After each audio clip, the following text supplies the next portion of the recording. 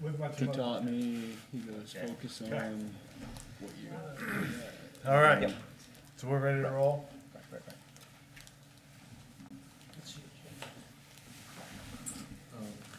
Okay. Welcome to the Rockport Budget Committee meeting, November 5th, here at the Jeff Parker Room in the Opera House, 6 o'clock, 6:05, whatever time. Thank you everyone for showing up again. This is gonna be our monthly meeting for the Rockport Budget Committee. Starting off on the agenda, any new announcements from anyone on the committee? I don't currently have any other than, it was brought to my attention that things like our newsletter, before we actually send that out, we do need to be voting on that as a committee, if it's going to be sent out representing the committee. So that is one, small hurdle we can, I'm sure, overcome.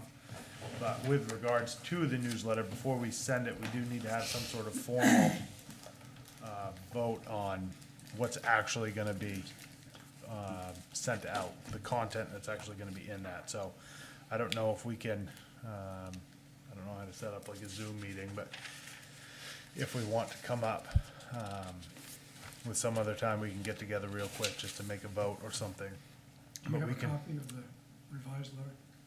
I don't, no. I This- figured we could also talk more about that when we get down to the newsletter Yeah. status on the, old business section. Yeah, that's what I was gonna suggest, because this is what it's all about, so. Yeah. Okay, any other announcements from anyone else on the committee?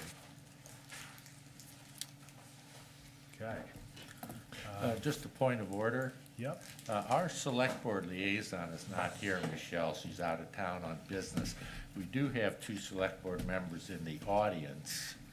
Can we invite one of them to be part of this committee meeting tonight, or is it only the designated liaison that can ever be part of the meeting?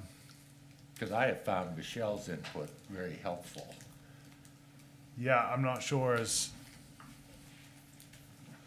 Well, you could treat I'm them not sure. like any other member of the audience, or you could give them a seat at the table either way. yeah, I mean, they're more than welcome to come up and sit at the table, I think, but Well, I think unless we one, have any, one of them as a select board liaison. Well, I think if any questions come up or you want input from the select board, maybe John or I can provide that. The liaisons are not members of the committee. Uh, They're ambassadors Yeah, from this committee to that committee. right, but, well, you know, if people don't want that, I just, you know, No, I think it's helpful, like I say, Yeah. I really like it when Michelle was there a couple meetings ago. You know, thoughtful, why an idea wasn't a good idea, et cetera, et cetera. And I know both John and Denise have been in it, certainly know what's going on, and so they may have a viewpoint, yeah, I mean, I To think keep even us at our last honest. meeting, our last budget committee meeting, Denise certainly filled the role of a liaison while she was here, just a so. thought. For what it's worth, I think the as-needed Yeah. basis, as you guys know, I'm a little sensitive about the line between this committee and the select board. So I think if we've got if we've got a question for the select board, we've got two select board members here, but if Yeah, not, just keep on keeping on. yeah. Okay, moving on to number 3, well, let's get, number 2, any agenda considerations or changes? Okay, so we'll carry on as prescribed. Any public comment? Yes, ma'am. Denise, come on up, All right, come on down, whichever way it is. come up briefly and then go back to the audience. In a letter recently published in the Penn Bay Pilot by a member of this committee, it was titled "Rockport's War Against Budget Transparency." It accused the town and select board of bad faith, hiding the ball on information about the budget. This despite the fact that all of the information in the letter was from our website and publicly available budget documents. Reasonable people can disagree on how to best make information available on a website or where to make information available.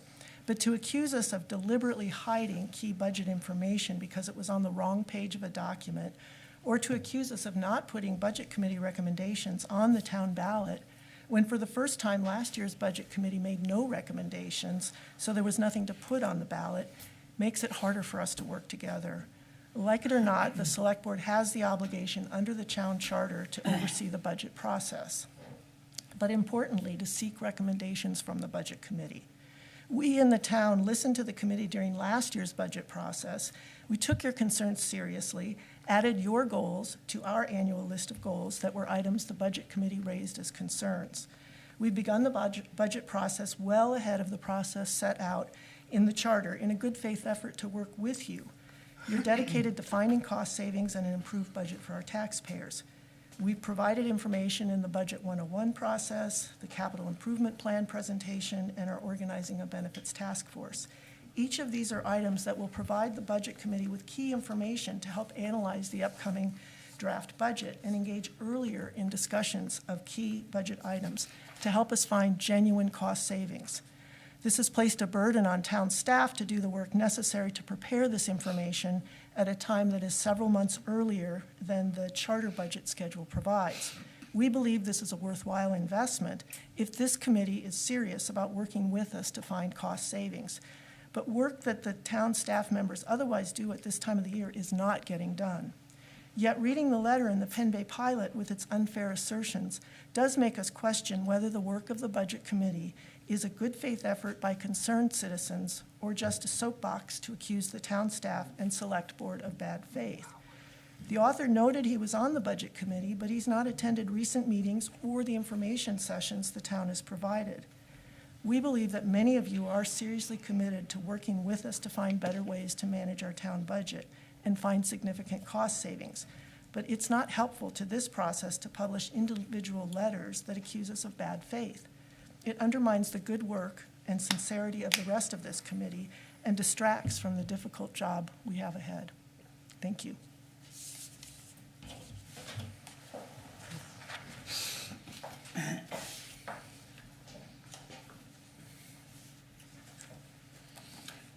Well, appreciate your comment.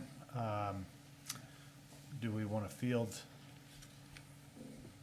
any response to that? Yes, Helen?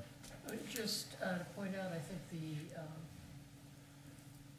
the warrants did not, the warrants usually says the vote of the Budget Committee in favor or not in favor, and the Select Board in favor enough, and I don't think the last year's warrants had the Budget Committees.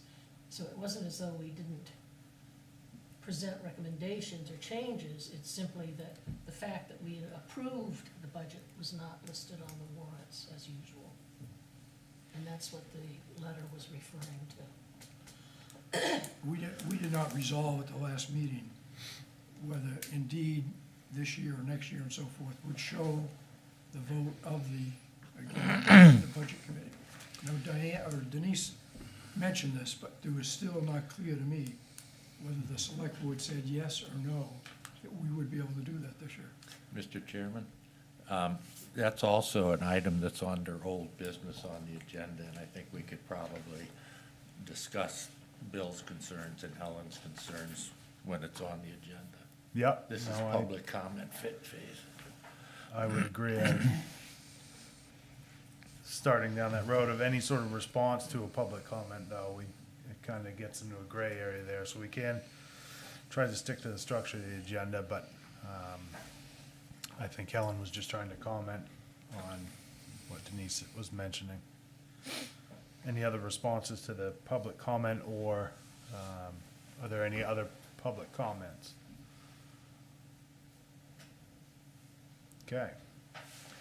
Moving on to old business. So first thing on our old business is the review of the Select Board and Budget Committee workshop, CIP workshop, that we had a couple weeks ago on October 21st, where we kind of got our first look at the capital improvement plan and kind of what we're looking forward to. Any comments from the Budget Committee on that capital improvement plan? Yeah, I think there was a lot of good stuff in there, particularly reminders that because of past obligations, we're going to have certain, we have to date had certain, sometimes significant waves that we can't control because they're 10-year bonds or something like that. I do think, I would find it, certainly I was stuck in the booth, but would find it valuable to have somebody go over the video and take notes on it, so we have it on paper, what was said. It's easier to refer to paper. If it turns out that I'm the only one that wasn't able to take notes and everybody else did, I, call back that idea. But if we had somebody on the committee who could just go through it in real time and just give us salient notes, that would be handy. And I believe John and Megan said they were gonna upload their PowerPoint show. Oh, yeah. It's Online. Is Okay. it online now? Well, that's, I didn't that's find it. yeah, I know the video's there. What about the PowerPoint show? It's on. Is that, Yeah, okay. yeah. All right, well, that's 3/4 of the way there. Thank you. I know again, the capital improvement plan was shared with the select board at the same time it was with us, but can you remind me of when we have to make, as a committee, our recommendations on the capital improvement board? I don't believe that the budget committee has necessarily any recommendations on the capital improvement plan itself. So the capital improvement plan is mostly just implemented to give us a heads up for what will be coming in the budget cycles. So we can have this in mind while we are going through next year's budget or this coming year's budget process. So I thought the next year's capital improvements, okay, were, again, approved by the select board, but I thought we had input into what was gonna go into that final plan. I think maybe through a workshop, but I don't necessarily know as our charter says anything about us having some sort of weighted input into that, unless it were something that was gonna be on like a warrant, where, from everything I've seen previous, if it were on a warrant and to be voted on, like a new public works building, then we could have our input on that warrant article. Outside of that, though, I don't believe we have an actual controlling stake in the capital improvement plan Well, itself. I may have misunderstood. I mean, we spent a few hours here going through that plan. And I just thought that we would have some input into exactly what was gonna be in the final plan. You're saying that's not so? I'd Yeah. like to call on one of our select board I misunderstand. comment. Yeah, no, I just want to clarify. Please have a seat at the microphone. So the capital improvement plan is really to give everyone, us included, a heads up of what the town is projecting. We had the discrete set of items that will be in this next year's budget. And I think those, if you wanted to discuss those items as a budget committee and start to think about, what could be improved, what you have concerns with in that group. There's no formal process of approving the entire capital improvement plan. It's just a sort of a planning document that the town uses. But doesn't somebody, again, have an article to approve those capital improvements? No, they're not done that way. They'll be incorporated as part of this next year's budget, the capital improvement items. Oh, that's what I'm talking about, okay. Yeah, so it's just giving you a heads up, when you see the budget in March, it's gonna have items that were in that capital improvement plan and certainly are ripe for you all So to be we have, discussing we have, now. again, a time to comment. Okay, Yeah. That's what I was asking. Yeah, back, at that point you can, but you also have a heads up now. Yeah. Thank you. I had a quick question. So the other day, at the workshop, we had, what I saw was the new additions to the capital improvement plan. And when I looked at last year's notebook, like, there's a whole slew of them there. So are the ones we heard about the other, 2 weeks ago, that's additions to what's already in our book, is that correct? I believe this is the capital improvement plan. This will be what is published in From this point this moving coming. forward. So Yeah. anything that wasn't done last year, that was in this book, and I wasn't part of it, so anything that was approved but wasn't done, that's kind of gone? What do you mean by approved? Like In the Like budget? there's a number of like culvert replacements that In were the never budget or done in the capital in the improvement capital plan? improvement plan. That was approved. If they weren't done, where do they fall? I think where our hangup is on if they were actually, the term approved. Right. So there's things So- in here that was approved, not completed as of yet. So when you say And we're approved, you 2 mean they months were away in the f- budget? In the I last would year's ass- budget or I the would capital ass- improvement plan? I would assume approved because they had a date of this year. So if they were not completed, are they kind of like roll over into this plan? Or are they start from scratch? I guess that's my, like, when I look at this, I'm like, this is capital improvement. Then I started thinking behind the scenes, I'm like, maybe we have some leftover stuff. I just want to, Yeah, so if they were in last year's actual budget, which is separate from the capital improvement plan, if they're in the actual budget and they haven't been completed yet, then they're either, we still have half a year to complete them if we were going to, or that basically will show up when the budget gets audited to figure out what we spent and what we didn't what's spend. left over. Yeah. Okay. So if the projects don't actually get completed, then there's that, dollar amount. If we didn't go over on another project, that would still be in that, kind of line item, which would, from my knowledge, roll into the unassigned fund balance, basically. And then as the capital improvement plan gets modified year over year, Each year. some stuff will get added to the plan, some stuff might get taken off of the plan. And to really be an influence on the capital improvement plan, we have to join the capital improvement plan committee, not the budget, but there's a separate committee for that, correct? There used to be a capital improvement committee 4 years ago and prior, or maybe 3 to 4 years ago, they were disbanded. I think they were So capital Also having- improvement is created by, the town, basically now. okay. Yeah, I think as you said earlier, the influence is when the budget comes up in March. Right. And it's super helpful to get a sense of how the town is thinking about these expenses and why, and it helped to explain why we're gonna see, why you saw in here, like why has, when we talk about cost centers later, like why has road construction costs just gone through the roof? Right. Well, because they've got a philosophy governing that is, Yeah. every road gets it every 10 years, whether it needs it or not, and we just go on autopilot and we don't, so. So as a budget committee member, like, we can't target like this truck for this department, basically, when it comes to budget.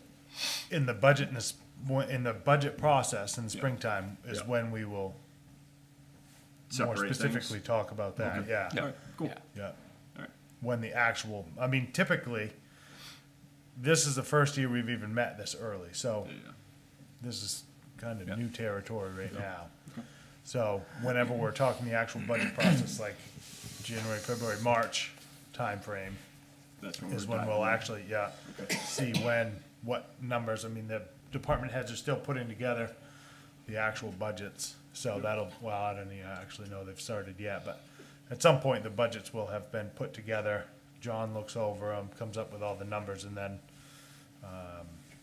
that's when we kind of go through our workshops in the springtime to figure out what's on the actual budget, what from the capital improvement plan, like Denise was saying, the relatively small list from the capital improvement plan gets rolled into this year's actual budget, and that's then when we talk about how, what our input is on that. And can make recommendations at that point about this truck here or there. And if you get a majority vote of this committee, that recommendation would go on the warrant, or it would appear as a recommendation. But you have to give, the key is you have to have a majority vote of this committee for recommendation to appear. If you don't, So then five- you're 4 out. or You greater. can't, Yeah. right. Oh. So your recommendation goes nowhere. It's never seen, and because we don't have an up or down vote, there's no other way for you to signal that you're not happy with the budget, Okay. till the charter's changed. Yeah, I don't have anything specific to say, except that it was, very eye-opening for me to see how large that is and what a large mountain we have to climb to try to keep the budget under control. It's just massive. And I'm sorry, I wasn't following the beginning of that. You were alluded with to the problem of, but is this the entire budget you're speaking of, or is this? No, I meant the capital Capital improvement budget. improvement, The okay. money that has to be spent on public safety, the Opera House, the town office building. It's a huge amount. Yeah, okay, thank you. Yeah, I mean, I think kind of along those lines, it is a huge amount, but all of this, I guess I also am worried looking forward that we're building or gonna need to possibly build all this new infrastructure to replace old infrastructure that shouldn't have ever had to be replaced. It should have been taken care of all along the way, you know? It's deferred maintenance, like everything else. Right, and I mean, I know we've got our buildings and grounds department now, which, is a stab at trying to curb that cost, but we still seem to be adding more infrastructure continuously when we can't even take care of the infrastructure that we currently have. I mean, it's, several of the sidewalks are overgrown and stuff, but we wanna add more sidewalks, so that just blows my mind, but. Any other? But there's also assumptions in there about what we're going to be providing for town services, right? So I mean, it assumes that we're still going to be operating a police department on our own in Right. 3 years or Yeah, 5 yeah, years. yeah, exactly. Which is not sustainable for us to do, in my opinion. So we may have to, some of that will be determined by where we land as a town in terms of what can we do sustainably Absolutely. within the resources that we Yeah, have. you're gonna have to make choices. Yeah. But that's why we're here. Yeah, I mean, some of it now too, talking about it without having, numbers in front of us, even in the capital improvement plan, the engineering survey that we got is still a decent amount to digest and kind of keep on your mind, from Maple Street there. So that will be, I think, something that will certainly affect some spending in the spring as well. Yeah, I think, Go ahead. I was just going to say generally, the thing that was a little difficult for me in going through the comp plan, there's too many acronyms that are all very anagrams of each other, it was trying to compare this capital improvement plan to historicals, which is not in here, I don't see easily. So I think you can do it, and it looks like this one, based on the budget, is about maybe $500,000 higher than was proposed last year. And I think most of that's probably roads, because I suspect that some of those got trimmed last year, given the sizable increase elsewhere. So just thinking about that, $500,000 increase is, more than our 1% target, I think, so, of an increase. So that's going to make things tough. But otherwise, I thought the capital plan here was laid out nicely. The new format's a lot more readable than the prior years. So I thought it was an interesting experience to walk through it. I was glad to be I mean, part of it. I'm also glad that we did at least get something together so we can have a heads up going into not only Yep. this spring, but consecutive springs to figure out what we need to look at long-term.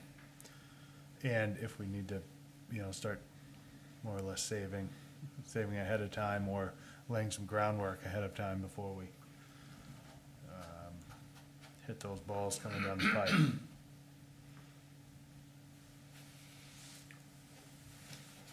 Any other comments on the capital improvement workshop? One other thing I just would say, it'd be helpful to have more sort of cost-benefit analysis. I think you had a great question about the lift.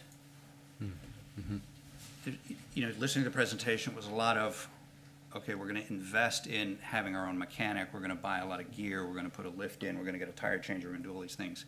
And your very reasonable question was, okay, well, does that mean that we can revisit this cycle where we automatically retire vehicles? Can we extend that cycle out? Is that investment in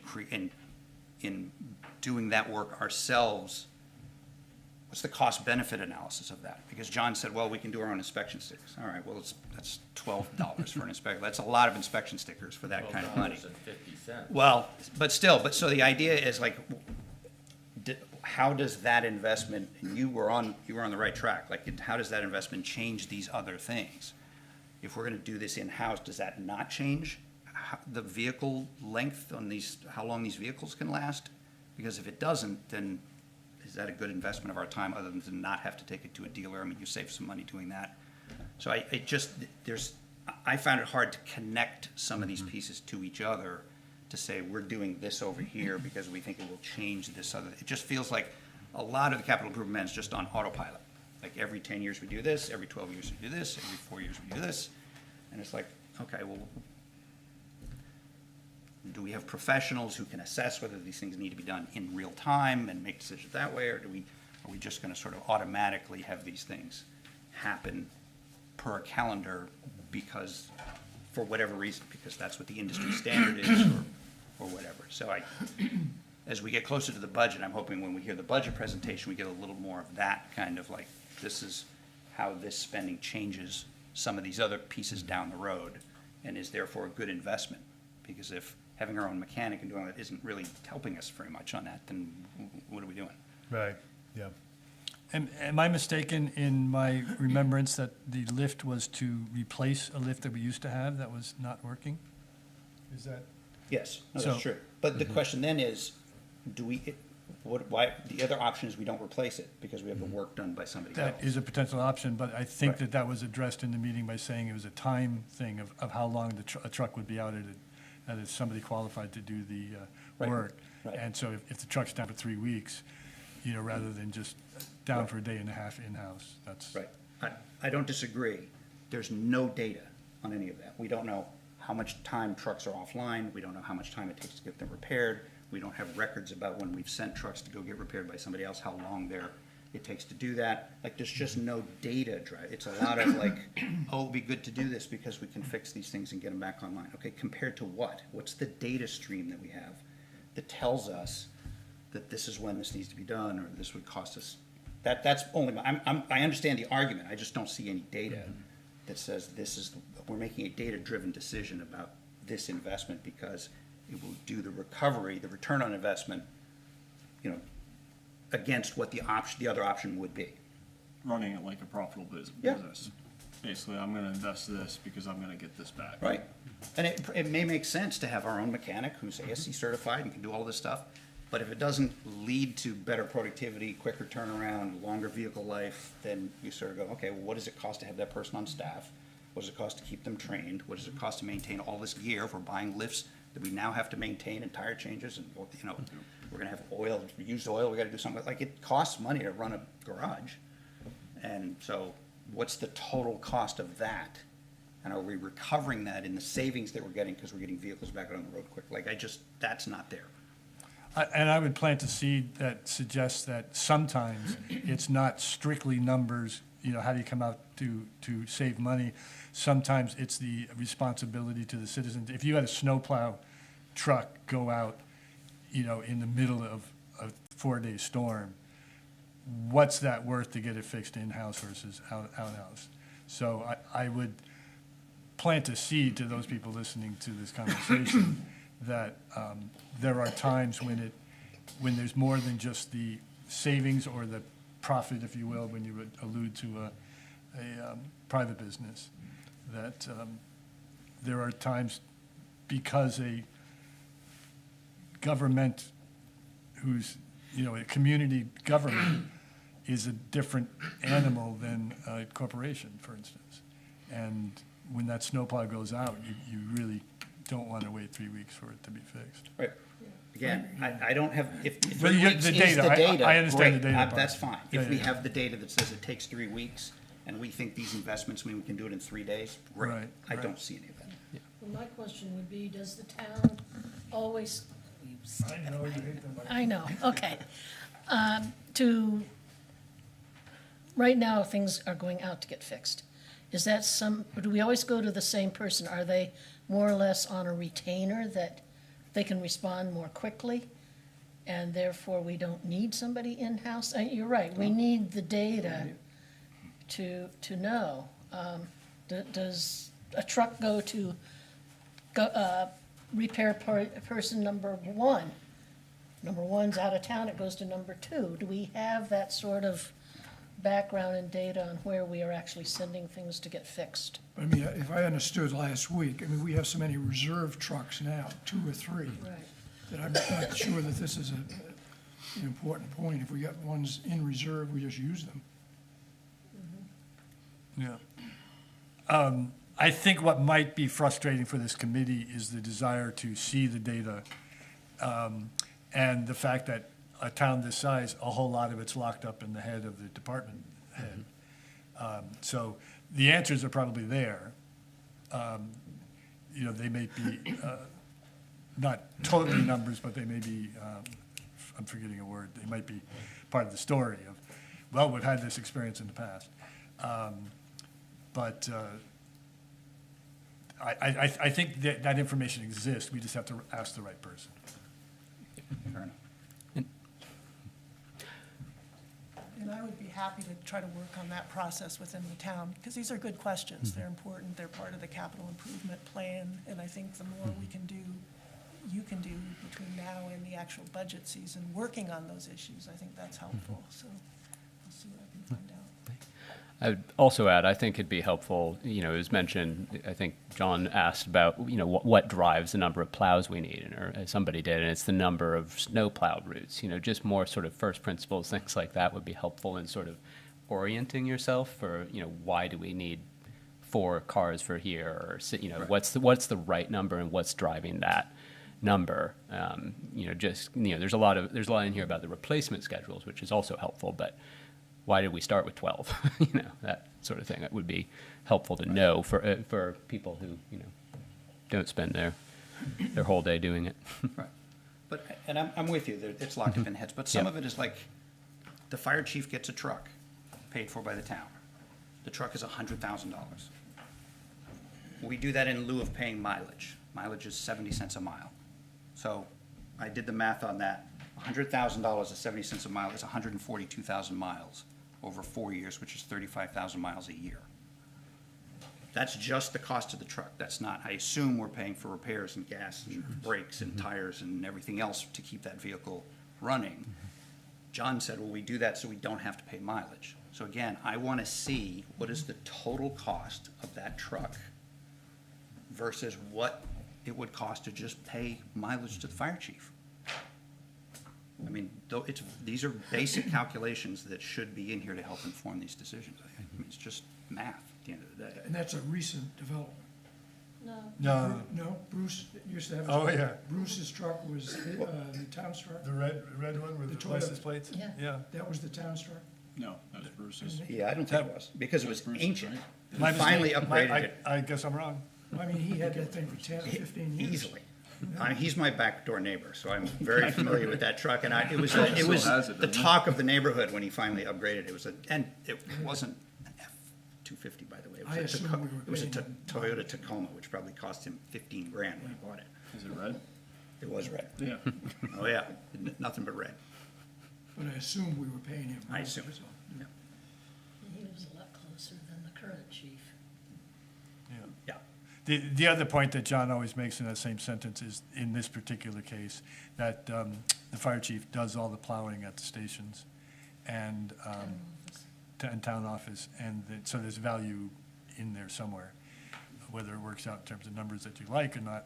That's the question. We have guys with plows, do we need the fire chief plowing the driveway? I mean, maybe, but again, there's a number that will tell us whether that's the right decision. Well, I've got the harbor master mowing the lawn, so And why not? then, of course, Yeah. the ultimate thing that I'm sure we all have in the forefront of our mind is the fact that he goes directly to a scene with that truck because he's got Right. everything there. Well, he would if it was ours. He would if it was a truck, Same too. thing, Okay? right? He's gonna go to the fire regardless of who owns the Yeah. truck. Well, if there's a truck waiting for him that is limited to being parked at the fire station, then he has to go to the fire station first No, regardless. that's, no, we're just talking about, do we pay him mileage for his truck, like we used to do for Bruce, as far as I know? Bruce always had his truck at home, he didn't have it at the fire station. Right, So he went right to the fire. yeah. I As could hear does, the radio. as does the current situation. From my back, he's behind me, so I could hear his radio go off, and he There was you go. tootling off in the car. Yeah. We're getting off track. We are. I think the biggest Sorry. thing, I think the Certainly biggest thing good is questions. literally, like, when we're looking at improvements, and I've had this conversation with, like, sidebar conversation one-on-one with different committees, is just asking the right questions. And I haven't been on the committee before, so maybe we are asking about, like, the lift, just saying, does this make sense? Why? And just asking a few questions to get behind it versus just saying, yes. I think that's where everyone's I think that would- Yeah, and I think the big thing is gonna come in the spring is when we're actually going through the budget cycle of, ideally now we have, some experience under our belts and we can ask those questions then. And I think, at least on everyone's radar now, is that, we've got a fully staffed budget committee that is gonna be more focused on some of these numbers and getting answers to some of the questions, so, may make for a little bit longer springtime meetings, but probably more called for. But can't we do a lot of this work now before the spring? The questions we're asking, because we're gonna get jammed up.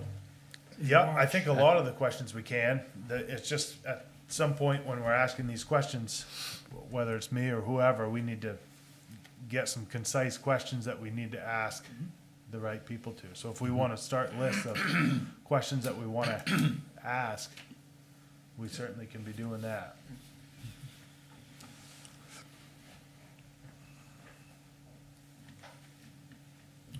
Well, there's a related question there that we should explore at some point, and it's a little bit of what I sent you guys about this sort of cost center thing, is thinking about this document, and how do we make this more usable when we get back in March, because, I mean, there's a lot of good stuff in here, that we probably that's not helpful to this kind of level of discussion. And, getting these calculations and some of these other things and providing more rationale for some of the decisions that are being made might be helpful. So I want to give the team, have us spend some time this fall giving the team some feedback about that process and how that can be, because this doesn't seem like a good use of time for them to be assembling all of this when in reality, there's going to be like 10 budget issues that we're probably going to spend 90% of our time on. So I think it's worth thinking through, is there another way to approach biting this off rather than the way it's traditionally done, which is, okay, let's turn to page one. We just start Yeah. plowing through it, and I found the process extraordinarily frustrating, because you just couldn't, it was all trees and no forest. It was just, it was just page after page, this is not linked to that. And so anyway, maybe this is something for the future about like, how can we streamline that process? So our time in March, April is really focused on, these are the big problems. It's these 5 things, it's these 8 things, and let's spend our time on those. So tell me how you envision seeing that, because right now, I think we're pretty far apart on what we do, but we might be closer than I understand. We're really close. You and I are really close, yes. You're a backdoor neighbor and you're, well, you squeezed me out there. Hey, we got plenty of space. Yeah, good. We got big tables. So, explain to me a little bit more, because it seems to me that this is not only thorough, I didn't bring my 20-pound Yeah. one, not only thorough, but it's, incredibly thorough. It's overly thorough, is what I would Are argue. you looking for more anecdotal stuff, or No. just, what? No, I don't want to consume all of our time on this, but the way this is organized by unit doesn't quite work for me, and there's costs that are stretched across the whole document that don't really get picked up in each section of the document. I remember stopping us in the budget meeting last fall, like on page 1, I'm like, wait a second, there's staffing costs here, and benefit costs and staffing costs here, but there should be a section that's like, this is our staff costs, And so we can, so, I mean, Walker picked up on this instantly, that, hey, health insurance is like ludicrously expensive, but it's not like a health insurance page in here. Do you see what I mean? Right. So No, I know exactly maybe what there's you a mean, restructuring, maybe it's on the front end, and maybe there's Yeah. something John can work with us to build, like, these are the things. So I think that document, voluminous as it is, if you look back 6 years, you'll find exactly what you're talking about. There are things where people would say, 3 years ago, someone would say, oh, I see that jumped 700%. Right. Well, it jumped 700% because the budget committee wanted it to be in this silo, or they wanted it to be spread, whichever the current mode of thinking was. So I think that there are books from previous years that are closer to what you're talking about, and maybe the pendulum's just swinging. That, as a prominent member of the budget committee, my neighbor Steve Bowen, that there are models, but this is in reaction to Could be. That's to true. a recent request, just the same as you're making. I agree. Yeah, could be. Where'd you say you lived again? Cross street, freshly paved. Where do I live? You live near me, yeah. Yeah, I mean, I think it certainly is hard with as much information as wants to get conveyed. All of the information is in that book. Yeah, I just don't have any better way to no, I agree. I don't have a get that good much solution. I have information a little bit of a across. solution. Is it that Yeah. we need less information? Probably not, but I just don't know.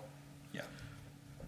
I couldn't even sit down and come up with a better way to get that information across, other than go through page by page, unfortunately, and how it's displayed, I think, works better for some people than That's others, true. and doesn't for. Yeah. Sorry, Helen. I was just gonna say, it sounds what you want is a summary in the front for the things that are across the board. So you can look at those and say, okay, here's all our staffing costs, here's all our computer costs, and so on. So maybe 2 or 3 pages of summary. Yeah, there is. And then broken down by department, because that's how the budget is. And that is in Pointed here. out. And you can find the sort of cross-cutting Yeah. pieces in here. I think it's, and maybe the budget document is not the place to do this, and we're jumping ahead to sort of like the news and business thing, but when I was in the legislature, I did the state budget. I was on the appropriations committee. So that is like massively complicated compared to this. And so what we tried to do is say, in this case, we would say to Megan, or we would say to John, okay, what are what's driving, the questions I'm getting from folks, and you guys are probably getting, is what is driving a doubling of town spending in 5 years? Like, where is that coming from? Those are the questions that I'm getting. Like, why does the chart go like this?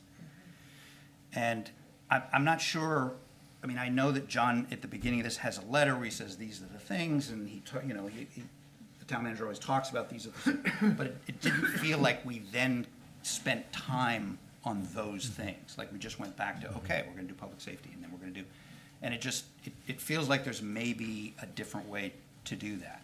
And if something's going up by $200, okay, I'm worried about the things that are just on unsustainable growth, where you have health insurance going up $900,000 in 4 years. Like, somehow those have to be floated up out of this document to be hitting us in the face when we come in here to say, if we're gonna get this under control, it's these 5 things, whatever those 5 things are. Health insurance is one of them, EMS is another one. I mean, we know sort of. Yeah, I think it's pretty clear, like anybody, we want to see where we can get the biggest bang for our buck. We're not going to be interested in counting paper clips. So I agree with you, and I think we can all probably guess. I think Steve may have some actual data later, but I think we can all guess that, the big 4 areas are police, fire, public works, and the administration. You're not going to find big savings on the Parks Committee or even on the Library Committee. It's probably going to be those 4 areas, and like I say, Steve will have more to say about that later, but we've got to focus our time where we're going to get the biggest buck. Yeah. Usually that's Public Works. Usually it's one-stop shopping. And usually that comes back around and gets us after we cut it. But I think to Steve's point, that does take us back to the departmental level, when we should have time to discuss town-wide things. I think, things like health insurance, and we do have the benefits, task force being set up to look at that specifically. But I think there are things, and again, you can get to all of these summary tables that, personnel services across the town on page 95. Yep. And, so there's a lot of data in here, and you can get all the data that you need to make a, assessment of the budget. But I do agree, it's a little strange that you have to get to page 70 or something before you really see a table. Not to say the numbers aren't in there, but, I would expect opening this, knowing nothing about how previous budgets are presented, that page one is boom, here's what the spending has been, and here's what we're proposing this year in a table across departments. Right up in an executive summary, so that you don't need to go searching. Yeah. That's one thing. And then the other thing is, the first thing I did last year, first thing I did was I emailed Megan and I asked for an Excel version of the budget, which was massively helpful, and I would definitely recommend that as protocol for this coming year for anybody willing. But the second thing I did then was I went in, and at every department I did a delta of what's the actual dollar increase for every single line that we reviewed as we went through. And that is a much easier way to flag, because percentage isn't usually that helpful. I don't care if something's increasing 13,000% because we spent $3 on it last year. It's like you want dollar movement. And the percentage can be helpful, but, it's just showing more, and I think that's sort of what the document you shared was getting at, showing these, what are the big movers? And I think that would be really helpful. Yeah, well, the Benefits Task Force is happening because you elevated the health insurance issue. You're right, it's in here, it's on one page that shows the total across of this whole 500 pages. It's one page, because you're right, it appears in each department budget as a line for the people in that department. But there's one chart that you found that said health insurance is going like this. Shouldn't we do something about this? But if you look at our agenda, we dove right into the departments. We didn't spend time on the front end around what are we doing on health insurance. So thankfully you were at the meeting and elevated this issue, because no good deed goes unpunished. that's right. But that literally is one line in this document that showed that. Definitely. I would really like to spend some concerted time coming up with like a list of concrete proposals. Yeah. So maybe it's an agenda item for a future meeting when we can, come prepared with, I don't know, we're getting long in the tooth on other agenda items here. I think we can actually talk about that issue under the new business about where are we as a committee and where we're headed, so. Suits me. I thought that was a philosophical question. Is that Well, it's sort of it. Oh, yeah. Where are With we? concrete thoughts.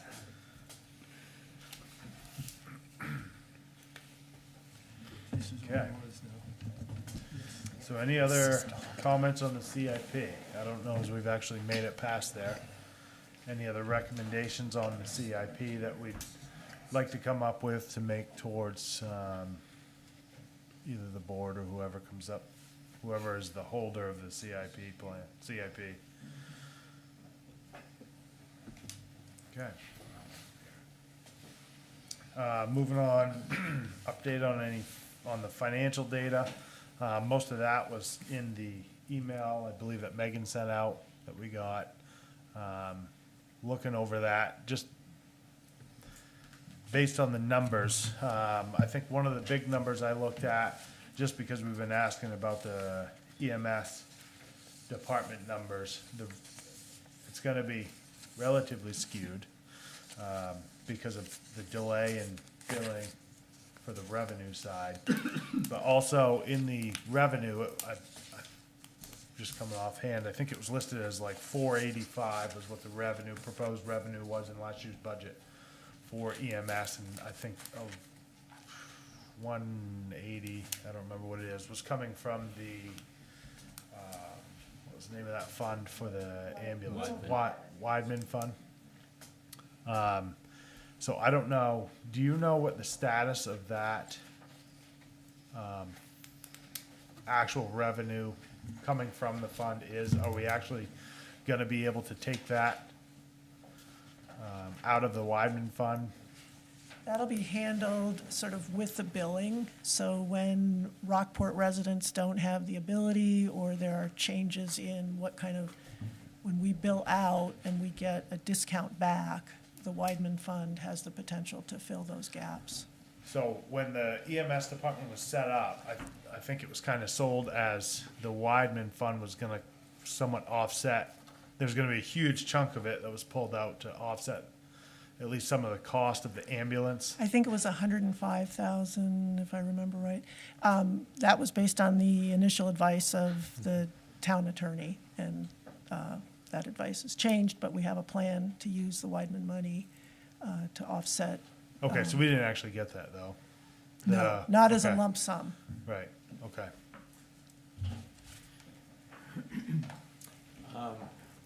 Yeah, I read the quarterly financial report, and I was disappointed in the data that we were given, because, you know, the picture is so much broader than what we're given. And as we just referred to, the Weidman Fund, how does that fit into the picture?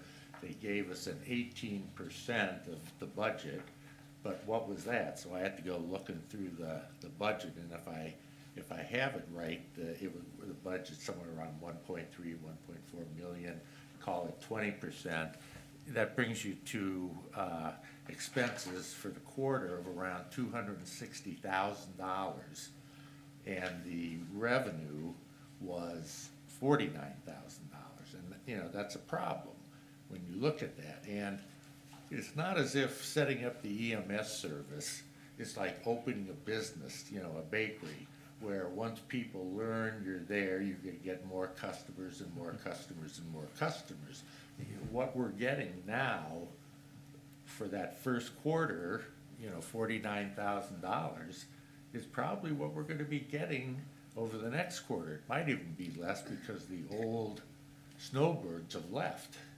And, you know, so we may have a healthier population that doesn't need it as much. But we just need to have more data on that service to make good decisions.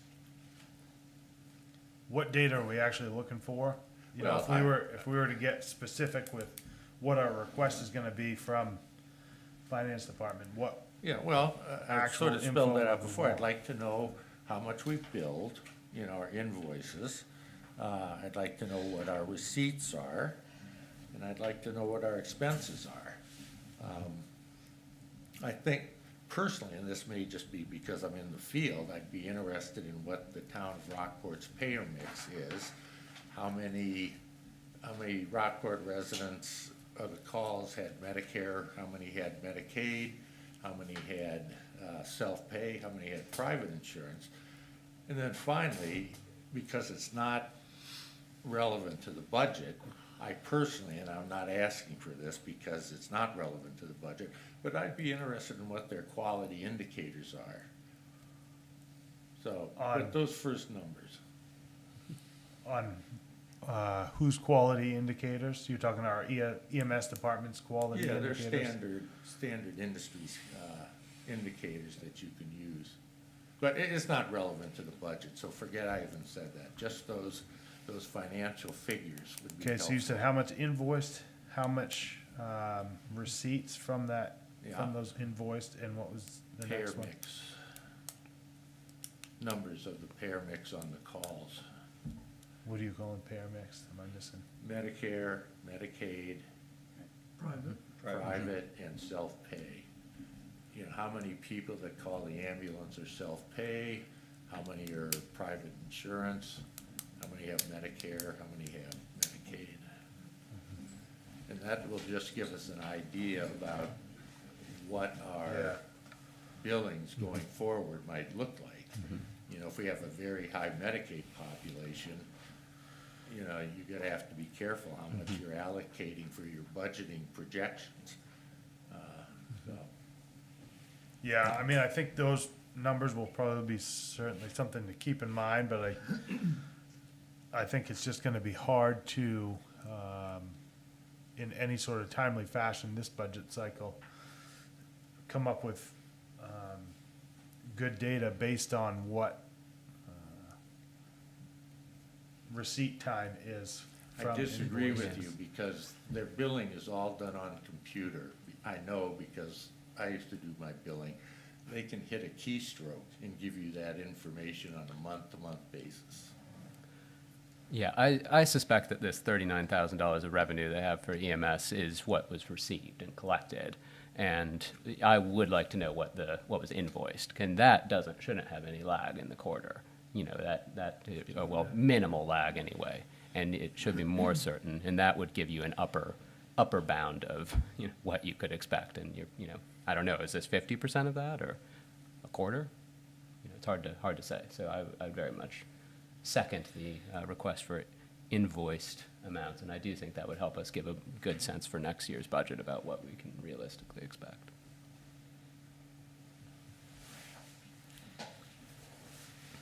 Yeah, I mean, I think at some point, we've got to figure out from what industry standard is. It seems like it does take 6 to 9 months to get any sort of rational turnaround on a steady flow of receipts from invoiced No, it bills. doesn't. It's not that long. It's usually maybe 3 months. And like I say, it's not gonna change months from month to month or quarter to quarter because we're not having more ambulance calls. It is what it is. And also, Clay, this is one of our short-term goals. So, and it's been one of our short-term goals since like our second meeting. It's not unreasonable to ask for that. Okay.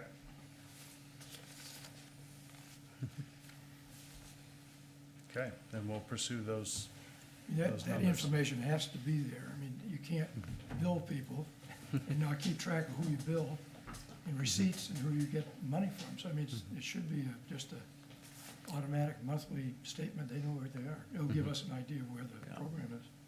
I mean, this is a professional billing company, and they can give you a report that would make your eyes spin. And it doesn't cost anybody in the town. It's not like Megan has to sit down and, go through the receipts and the bank statements and everything. This is a company who can give you that data tomorrow. Yep, I would agree that we can get those numbers, certainly, and we'll see what we do with them. There's only 3 or 4 that matter, as Walker pointed out. Yeah. I think my question is what we're gonna do, once we get all this info. What are we it's gonna do? And you're right, that's a real problem. We're sort of roped into this now, but at least let's get the data and see how badly it's hurting us. Yeah, I mean, let's say we have no revenue. Let's just right off the bat say we have no revenue. Yeah. Because it's, I would assume probably what we, bring in for revenue is, it might be a drop in the bucket, but it's gonna be not much compared to what our expense is for that department.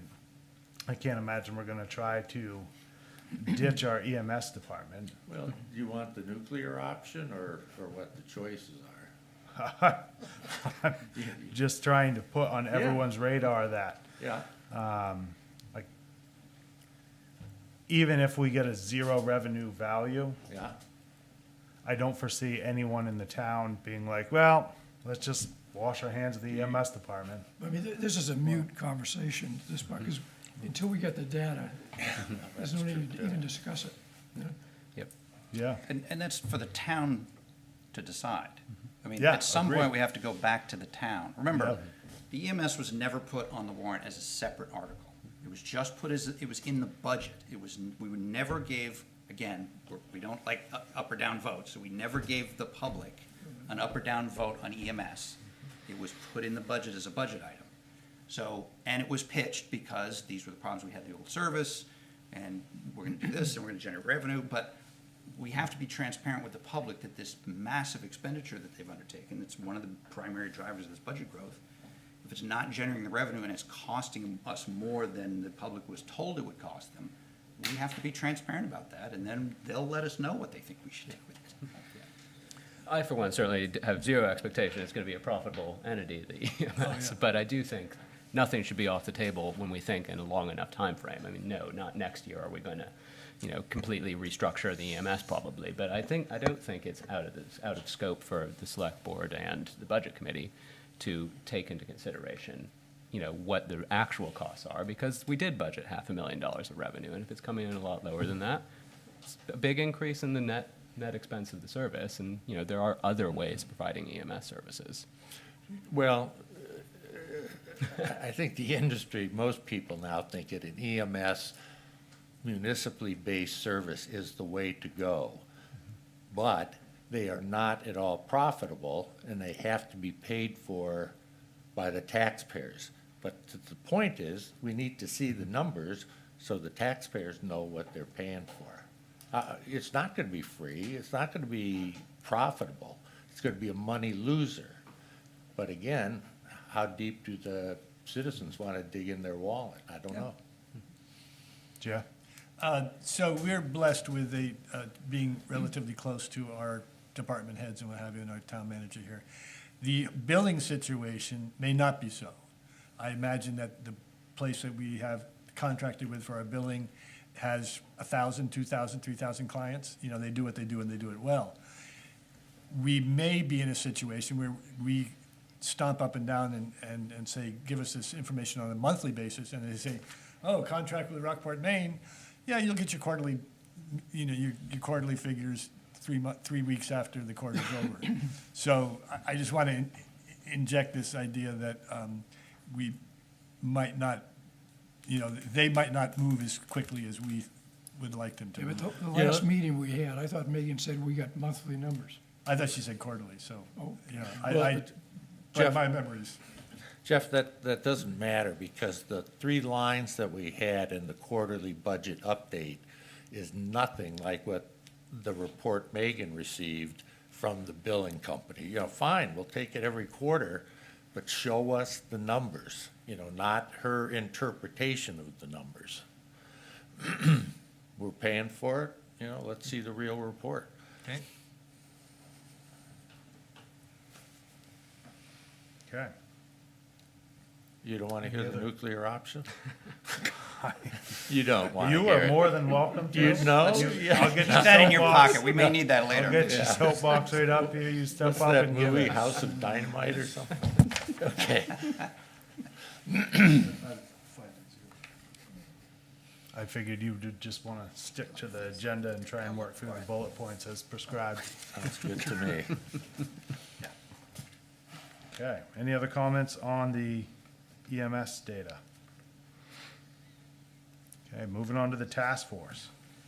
I'm gonna leave this one up to you, Walter. I think I can just say, check. I think the task force is being formed. I don't know if a member of the select board has more information. We have had no meetings yet.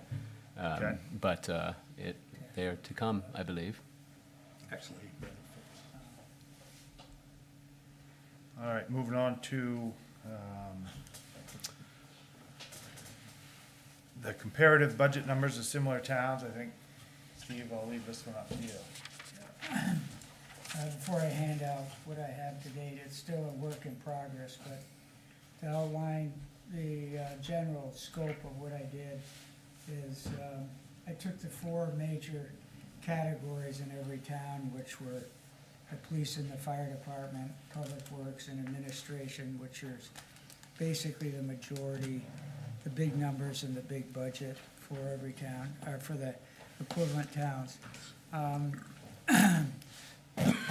The numbers, I think, and I talked to each town individually, and the totals for those departments, I think, are accurate, but, for example, administrative departments in different towns combine different employees and different numbers. Some include benefits, some don't. So what I've, in this report, I've always categorized the department total number. If the number's above it, for example, on administrative has town manager or clerk or whatever, and they don't add up to the total number. It's just I haven't separated all the different ways different towns combine their administration, but all the towns include assessors, clerks, code officers, financial people, and town managers and assistants. So what I try to do when I get a number that has the total administrative number, in most of the towns, I have the number of employees, so at least you know that they're all dealing with the same categories, but they have different numbers involved. I included primarily the towns with a similar size as Camden, or as Rockport. And I'm still investigating both Camden and Belfast. Belfast is 9,000, and Camden is 5,500. All the others are 3,000 or less than 4,000. Population. Population base. So the interest there was, is there any direct relationship between the police and fire department or administration or public works to the population base? Does it make a difference in if you have a police force for 3,000 people, is that a base number? And that would be equivalent, like for Belfast, for 9,000 or 10,000. And so I was trying to put in, which I will continue to do, larger cities to find out whether our base number is off by comparison or whether that's just a natural process that you have. If you have more people, you gotta have more police and fire. So this is the breakdown. And the other thing I did is I took the population base and the individual categories. You want me to hand those out while Yeah, you're? yeah, and divided it by the population, so you know how much per person is paying for those services of each department. And so I'm still working on it. Belfast, I need some more numbers. I've added other numbers in there just randomly when I was talking to someone like the harbor master or public or the parks and stuff, but they're irrelevant numbers. The four major numbers are listed separately, and they're consistent. The total number of the four major categories are consistent with the current information that I have. So this is a preliminary study, but it's pretty revealing in terms of the cost. And I'm not a financial analyst, so I'm just giving you data. You can interpret it the way you want. The other thing is, in the Public Works Department, I think it's critical, and I only have 2 towns right now, but one of them is Rockport is one of the biggest mileage for the Public Works, and we're one of the biggest departments because of that, but we're 74 miles here, whereas Booth Bay is 24 miles that they service. The other thing is, there is an odd number, when I talked to Megan in the Public Works on Rockport, and I don't know whether it's a carry forward capital expense from a year or 2 ago, but we seem to be higher than we should be, and part of that might be a one-time fee, which I'm not sure of, but we're over $3 million, which is way higher than any other department, and maybe part of that is a one-time charge for this year. I'm not sure. I'm gonna try to verify whether the new budget is currently as listed here or whether this is gonna be reduced next year. So I just wanted to point that out. So you can walk through this and look at the data. So If just- you have any questions, I might be able to answer them. So Steve, you're saying that the Camden budget is $7,334,000 and the Rockport budget is- Well, first of all, these are numbers after revenue sharing with the state. For example, we know the Rockport budget's $12 million, but after revenue sharing, we're 8.4. I talked to Jody at Camden today, and I verified that number. And I didn't ask her whether it included the snowball. I think that might be a separate budget. But based on the information on the municipal budget of these items that I'm talking about, she reiterated that was the number. So I was surprised to hear that too. So I'm trying to verify if there's other information that I haven't included in that. But that was as of today, which surprised me. Surprised me. Yeah. The other thing is I've not done anything with the EMS in Rockport as far as numbers because it's a new department and none of the other departments have this type of situation that's happening in Camden's or Rockport, so I didn't have any numbers on that. But isn't EMS considered the fire or not fire department? Yeah, So it should this is be. emergency calls. Yeah, Steve, did you look at any of the past comparatives, and how did you select the towns that you compared to? How many what? There are past studies that looked at this sort of thing, and it was very careful criteria picking which towns to compare to make sure that they are absolutely similar, very, very similar Well, to the Booth Bay- Rockport. Yeah, well, And so I'm I asking, checked, did you look at any of those past studies? And did you look at the criteria that were used to pick the comparison cities? the reason I picked Booth Bay and Wiscasset is they're both seacoast towns, they both have harbors, they both have similar municipal demands in terms of they're the same size.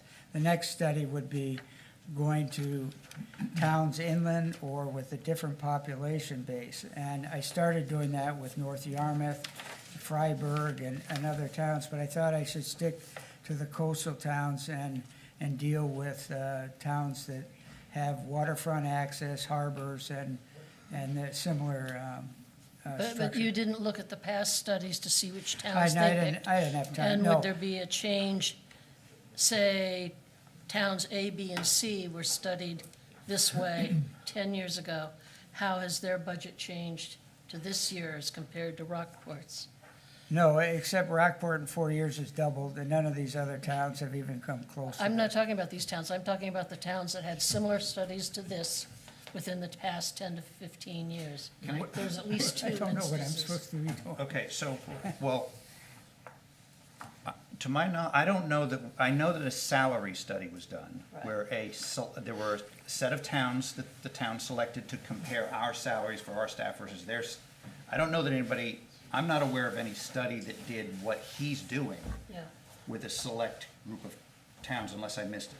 So do you know of a It- study like this that's been done by It's, Rockport? it looked at public, I think it looked at Public Works, and you're right, salary up across board, Yep, but I think they looked at Public Works too. okay. And maybe even fire and police when we were looking at bringing Camden and Rockport together.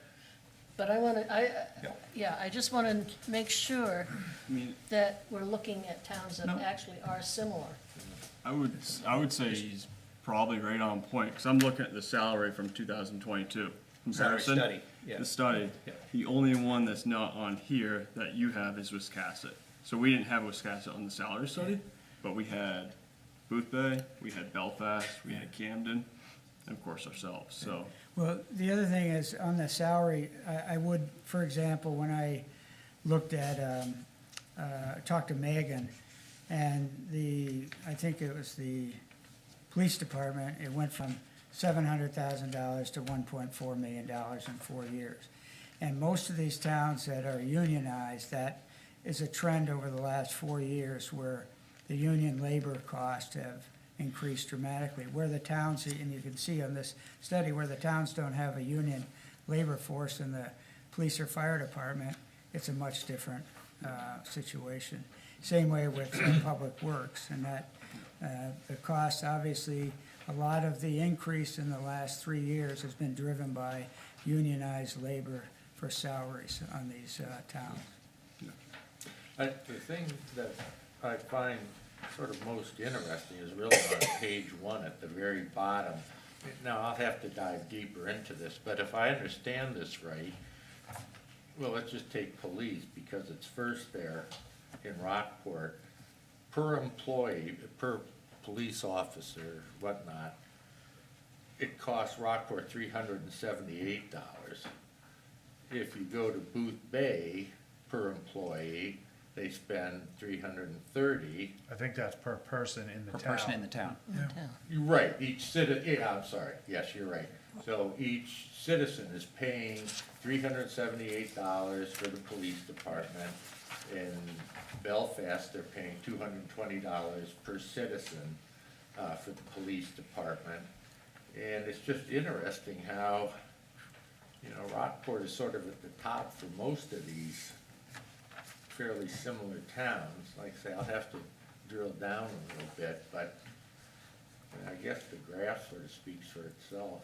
But as interesting as that graph is, does it mean much considering that we collect our revenue from property tax, which has no bearing on one person, 10 people, that sort of thing? It's value of your, I mean, It was what we're I would spending. certainly entertain the notion that property tax is not necessarily the way to do it, but in this case, Steve, just a figure divided by the amount of people in the town does, No, There's the service they're providing, each They- one of the people. This is, To run the police department, it costs Service. This Rockport includes- $378 per Per person in person. the town. right, but everybody doesn't queue up and pay $378. They, you know, their houses are worth X or Y. Yeah, well, we're not talking about individual people and what it's costing. We're saying as a town. I It's think, just a quick way to index costs across towns.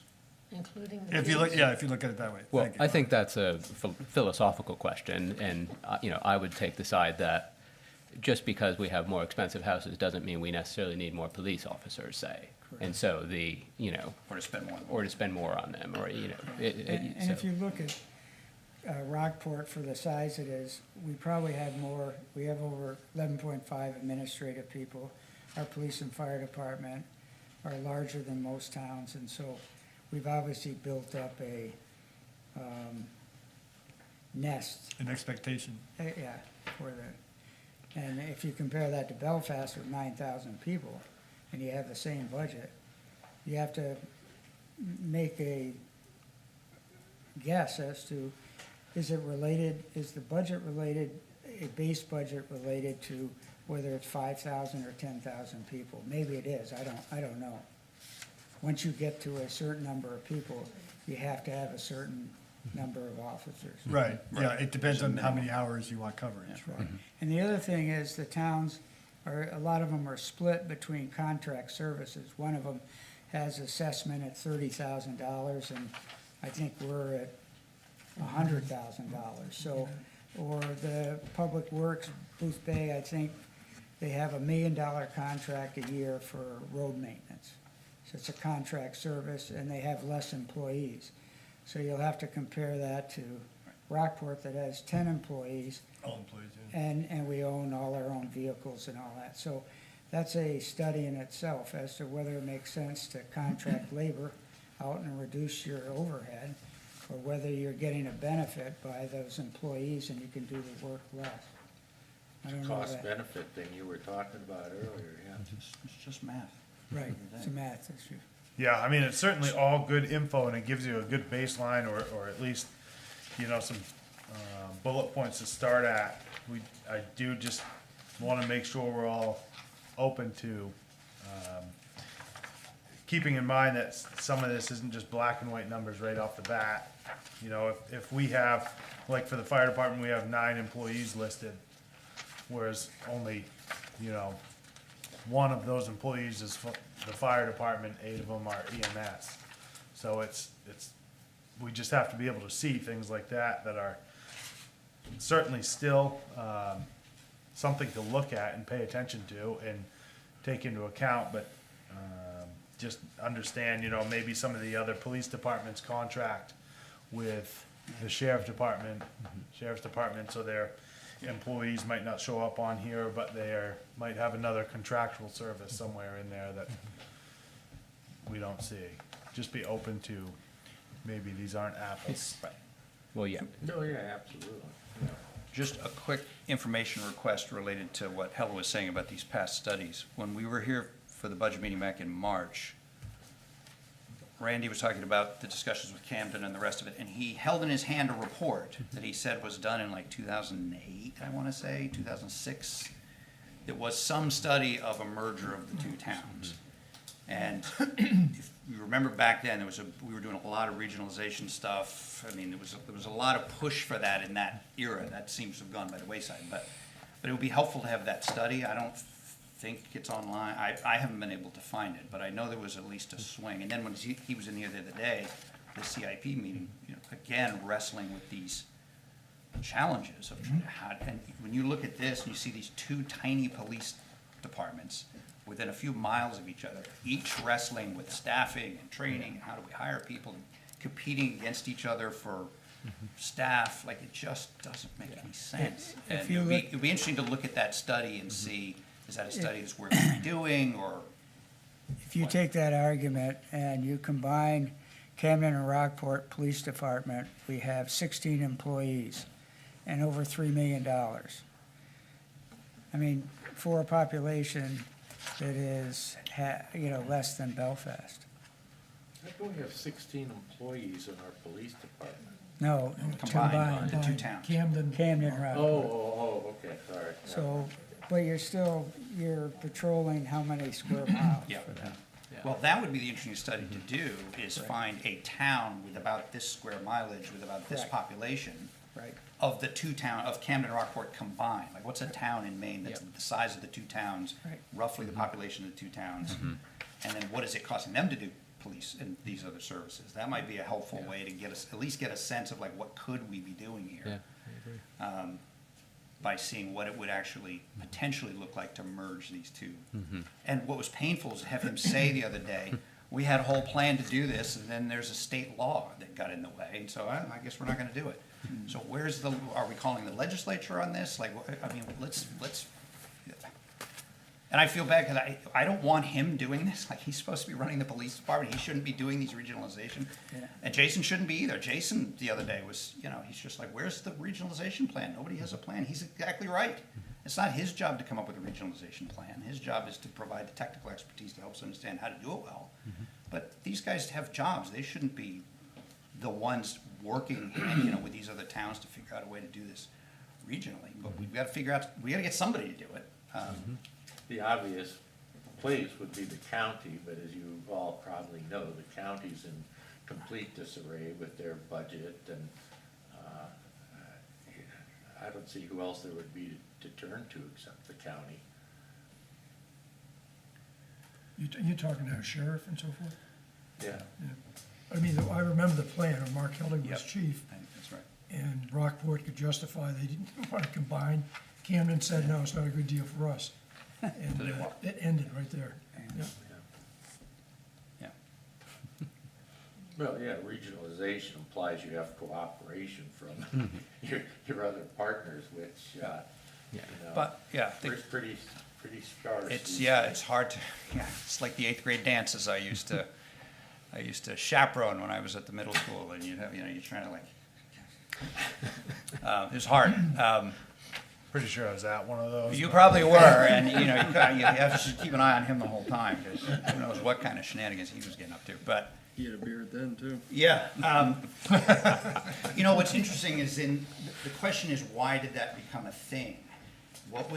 Clearly there was public pressure on the leaders of these towns to start thinking about this in new ways. There clearly isn't that pressure now, because there's nothing in here about a regionalization initiative. I heard the board or John come in with news. And maybe those efforts are going on, but I want data or something, but I fear that the only way we do that is a taxpayer sort of coalition pushing back, and those are the kind of emails I'm getting, is how do we organize taxpayers to create pressure on all of these towns to realize that this is not sustainable. But it'd be good to have that report, just to see what it says.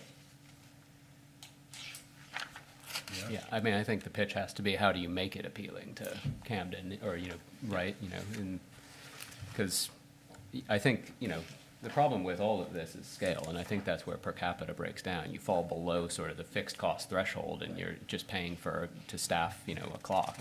Yeah, but, then it doesn't matter how many people you have until you get beyond that point. You can start, scaling up.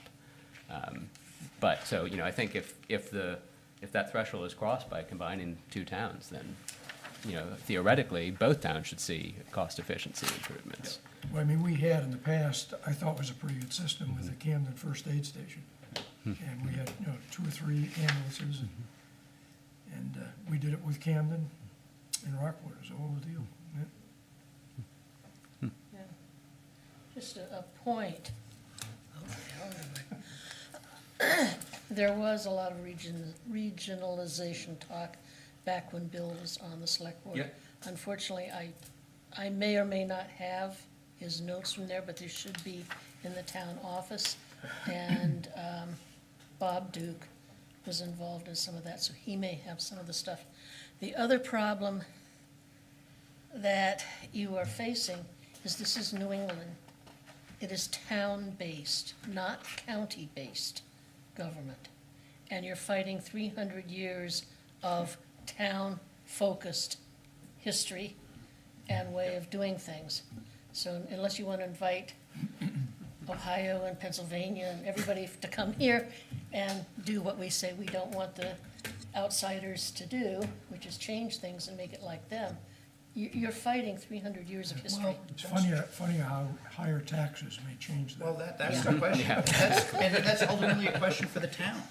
What are you prepared to endure to make sure that the fire truck that goes down here on Memorial Day and goes across the bridge just says Rockport on it and doesn't say Camden Rockport? Like, what are you prepared to endure for a tax base to make sure that that happens?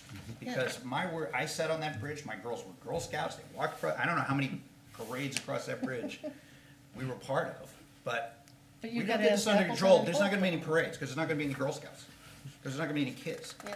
So, look, what are you prepared to pay to keep these towns as the way they've been since Yeah, whatever it was? and you've got Appleton, Hope, and Union, and Yeah. all of that. We've got a 5-town CSD, which is about as Yeah. getting together as we've ever done. And, you know, But it's, and the expectations are different, and when Jason comes in and talks about like all the requirements of a month, it's not like, I grew up in Penobscot, like when they needed a fire truck, they found somebody who had a chassis, and somebody who had a tank, and somebody who had a pump, and they like Frankensteined a fire engine together, and they rolled it into the, you know, the fire station that they had, and that's what they did. But the expectation that folks have and the level of complexity and the cost of providing these services just is astronomical. And so again, the cost of an individual town trying to operate a fire department with the level of technical skill that you now need and the complexity of the equipment that you now need, like it just, maybe, it was all affordable 50 years ago, it's just not anymore. Yeah, it's the same with the EMS service, this is what we're talking about. The old days, it used to be a Cadillac with a bubble on top that doubled as the hearse. But I think We needed also. an ambulance and went out in a hearse. I think also you ultimately, you put it right back on the voters, which is exactly where it's That's gonna go. Remember that we have some ornery, picky people, and I remember Steve Beveridge telling stories about people calling him up at 3 a.m. and they say, I haven't heard a plow truck go by the next 2 hours, and in the last 2 hours, and Steve would go, are you going anywhere? No, but, you know. So there's historical pressures No question. that may be influencing or being an impediment of what we're trying to do No here. question. I just did that so we can do the impressions. Yes, it was worth Very it. good. Yeah. That's just something I would like to see tested more in a vote than by, you know, too many grumpy calls, because, you know, as any customer service rep will tell you, it's mostly negative feedback. So, you know, I think getting a few negative calls is probably worth it if you could save $1 million, you know, if the town, you know, wants that, it would be my suggestion. Yeah. Yeah, I It's don't, just how to engage people in that discussion. Right. 'Cause you know, you look at the comprehensive plan, it was the same with the capital improvement plan. It's just page after page of more money and more money and more money, and then the comprehensive plan. It's like, we can do this, and do this, and this, and this, and climate change, and you're just like, there's no way even a town as wealthy as this one is can do all of this stuff. We just can't. So the question is, how do we have that conversation with the town and get to some play? They clearly are signaling that this is not working for them. So the question is, how do we get to a place that they get what they want? And then we can still have people who can afford to live here. That's the challenge. Just a quick question to Steve. In your research, did you consider the possibility that, sorry, I lost my train of thought. Come back to me. Nope, sorry, we're moving on. Thank you for doing this, is the only other thing I would Yes, say. thank This you is a very much. huge- I- Impressive. This is a huge pile of work, so thank you for Definitely. volunteering this on the part of the team. Doug volunteered me. He needed something to Funny do. how that happened.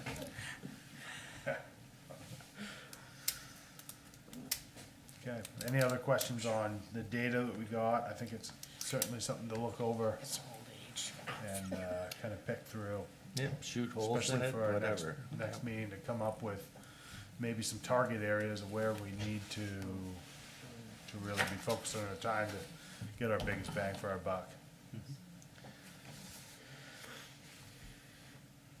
Okay. Kind of moving on to a topic addressed before, review of the, Can I sneak in the back door yep, in terms of Yep. Steve's thing? yep, All those other towns, of all the towns, the rich towns, wealthy towns on the coast, we have like the smallest downtown, which for some places, Camden, I would imagine, might provide 35-40% of their taxes, of their, might create the base to raise 35 or 40%.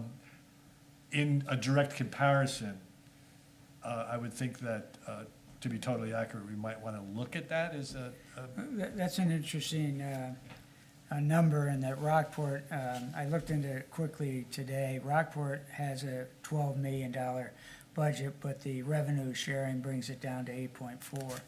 And when I talked to Jody and Camden, they only got a $500,000 from revenue sharing. So that's the difference. They got, they got a lot of income coming in from their, and one of them was the harbor. They can make $500,000 in the harbor. So I was trying to figure out what the balance was on revenue sharing versus the towns that had more municipality. That would be a whole nother study to do, yeah. Jeff, are you suggesting that we put parking meters downtown? Oh, boy. Let me find my hoodie. They put them up in Canada. I would never have thought about think they even spraying do the parking. inside. I'm not sure we even have enough parking for meters, but I didn't do it. Well, we got our, what was the cost of the new library, the 6 new library? Yeah. It was like 80. $80,000 or something to put in Yeah. 6 parking spaces up there? They're nice parking spaces. Maybe it was 8, I don't know. Yeah. It was all- They're very There was a nice. lot of drainage or something, I think. Yeah. But We've most got- of it was paid by other people. Don't get me started. Should pave the whole thing, right, Doug? So just to be clear, the foundation And the library. and the library committee, Pay for the spaces? Well, along the town, we each paid a third. What was in the budget? 20,000 each, The town paid for it, 20. but then we have money in our budget for the library? Yeah, and that's a whole different, That's can a of shared- worms, It's but- taxpayer money, goes to the library? Yeah, well, 20,000. No, Yeah, because I there's don't think that library makes it any better. foundation and It's the still a library hideous committee, amount of and money those are not For 8 parking spaces. taxable. I don't know that the payer mix makes a lot of difference. Okay. It's still a hideous Alright. amount of money to solve the parking problem. all right, moving on to the review of the ballot budget committee recommendations presentation. And I'll take the lead on that. Yeah. This is an issue that's gonna take a lot of discussion here and probably a final recommendation. But at our last meeting, there was a question of how this committee's recommendations are presented on the warrants, on the ballots. And so rather than everybody trying to recall, oh yeah, I remember in 1980 we did this, I went back 5 years and made copies of the warrants. And I sent that out to everybody on this committee, whether you looked at it or not, it should become obvious shortly. But, basically, I'm just gonna boil this down. There have been three ways this has been presented. One is select board recommends, budget committee recommends, straightforward. And those aren't always 9-0 or 5-0. Were years when it was 5-4, 4-5, but that's straightforward. That's just plain vanilla. The other way it was presented is the way that Bill sort of brought up last time. I think this happened one year where the budget committee made some actual number recommendations. You know, we'd like to see this reduced by 50,000. We'd like to see this reduced by 10,000. And then it was up to the select board to, was it up to the select board? Yes, the select board then either voted to approve those recommendations or to deny those recommendations. So that was a, you know, kind of a complicated choice. And then, of course, there was last year where we didn't vote one way or the other because we were uncomfortable with the process. But of course, that uncomfortableness wasn't presented to the citizenry on the ballot either. I mean, it just said, as you all know, that, you know, we didn't have a recommendation, which is true, but it doesn't really give you any of the background. Yes? Well, just to clarify. Okay. We didn't put in a yes or no vote. We didn't take a vote of the budget. Right. At the end of that process. Yeah. Up or down. Right. At all, because Yeah. we were told we were not allowed to do that. Not because we were confused about it. I just Right. want to, you said something about we were confused or it was hazy or it was Yeah. something. We were told we don't submit an up or down vote and then that does not go on the warrant. So that's, and my understanding is if we had by majority vote put some type of change in, we want to cut this, cut that, those recommendations would have appeared on the warrant, but we still wouldn't have had an up or down vote. That's where I think we are now. Well, But It's it's not not an like up we or didn't down take an vote up or on down the vote ballot because we because they're didn't like- want to. We didn't take an up or down vote because we were prohibited from doing that. well, I'm sure Denise will tell us, but I don't remember the specifics of it. I just sort of thought we were all at the end kind of confused, what are we gonna do? Okay, well, let's open the floor up. If you people have had a chance to look at it, but it comes down to those sort of three. And beyond that, and we talk about later in the agenda, what we are as a committee, I think we should talk about what we'd like, but then make that recommendation to the select board for them to either say yes or no. I mean, it's not up to us, but I think we should decide what we think reflects our views best. And But back to the earlier issue, I'm still confused. I thought there was comments made during our last meeting by Denise or somebody saying that the comprehensive plan did not allow, okay, that to happen. The I thought charter, something the changed. charter. The charter. The charter, I'm sorry. The charter had wording in there that changed, which would not allow that. that's why I think we need to have this discussion, say what we would like to see happen. I understand there's a charter, and then leave it up to the select board to say, you know, sorry, guys, or, you know, we're gonna try to wiggle around this. Yeah. The charter, as it was originally written, is silent on the up or down vote piece. It does say recommendations. What it does say is those recommendations are to the public. And as I wrote in my piece, my concern is that, in my mind, the up or down vote is a little bit of a side issue. The changes that were made to the charter in 2023 changed the nature of this committee and what it was here to do.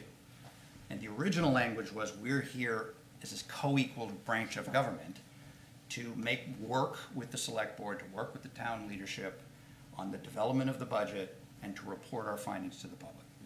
We're a public-facing entity. And the change that was made was we were slid underneath. So if you look at the new language, it's all about reporting to the select board and recommendations to the select board. So, and as we've heard, like we do or do not make recommendations. The select board takes those into consideration. And but we don't have any avenue to go to the public other than do what I did, which is write a letter to the editor and said, this is my concern with the budget and here's what I think you should do. So, you know, I would want us to have the up or down vote discussion in the context of what we think the role of the committee should be.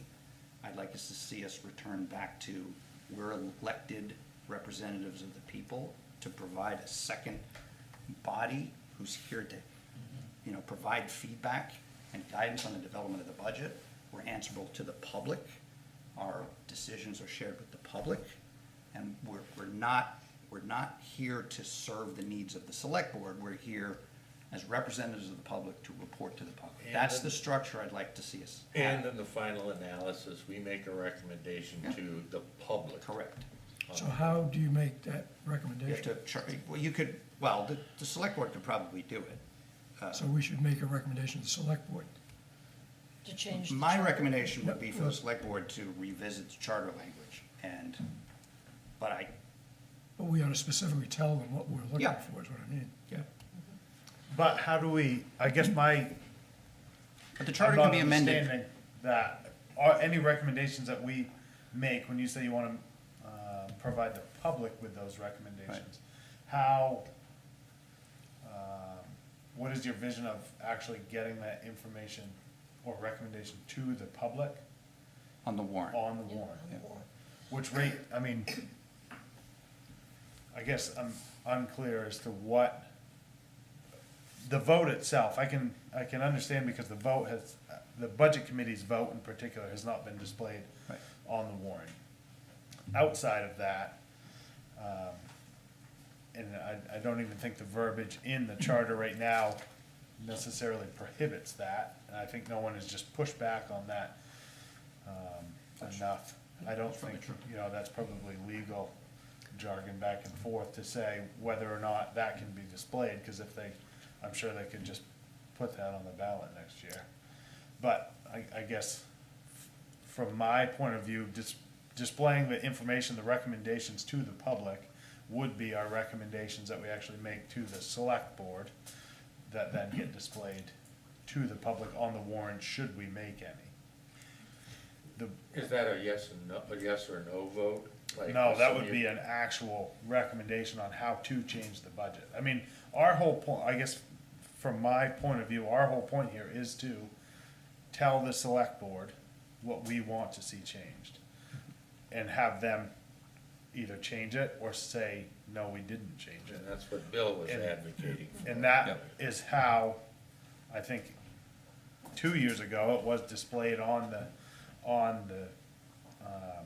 ballot. We made some recommendations, and I think they followed every one of them. The issue came that year that we had a problem even filling 9 spots. I think we even had 2 vacancies that year. So to get a quorum alone was hard enough, let alone a But majority that's of a vote. different problem. Agreed, but the issue then comes, if now we've got a fully staffed budget committee, if we can actually make any recommendations, I personally don't have any reason to believe that they're not gonna show up on the charter, On the ballot. on the ballot, excuse me. Could Steve, could you paint a picture of the verbiage that you see adding to? We need time to. Yeah, well, because I'm just, because my understanding is that while a ballot or a warrant can report on a body's decision, vote yes, vote no, that anything that gets towards editorializing, we think the select board should cut $100,000 out of this, is inappropriate, legally inappropriate for a ballot. So the question is, if that line exists, and I might be wrong, but if that line exists, where do you want to be on behalf of what this budget committee can do? I want to give the people of this town as much information as possible so that they can make the decisions on these issues. I can't sit here and say, this is how I would rewrite the language, or this is how I would structure it. I think, based on my legislative experience, if 2 of us vote against the budget on the up or down vote, I think we should have a minority report. I think it should go in the warrant. I think it should go in the Rockport resource. It should say, these are our reasons why we didn't vote for the budget. Because right now what happens is, the Rockport resource says, here's all the things, and here's why we're doing them, here's the justification for all the expenses. There's no dissenting vote on that.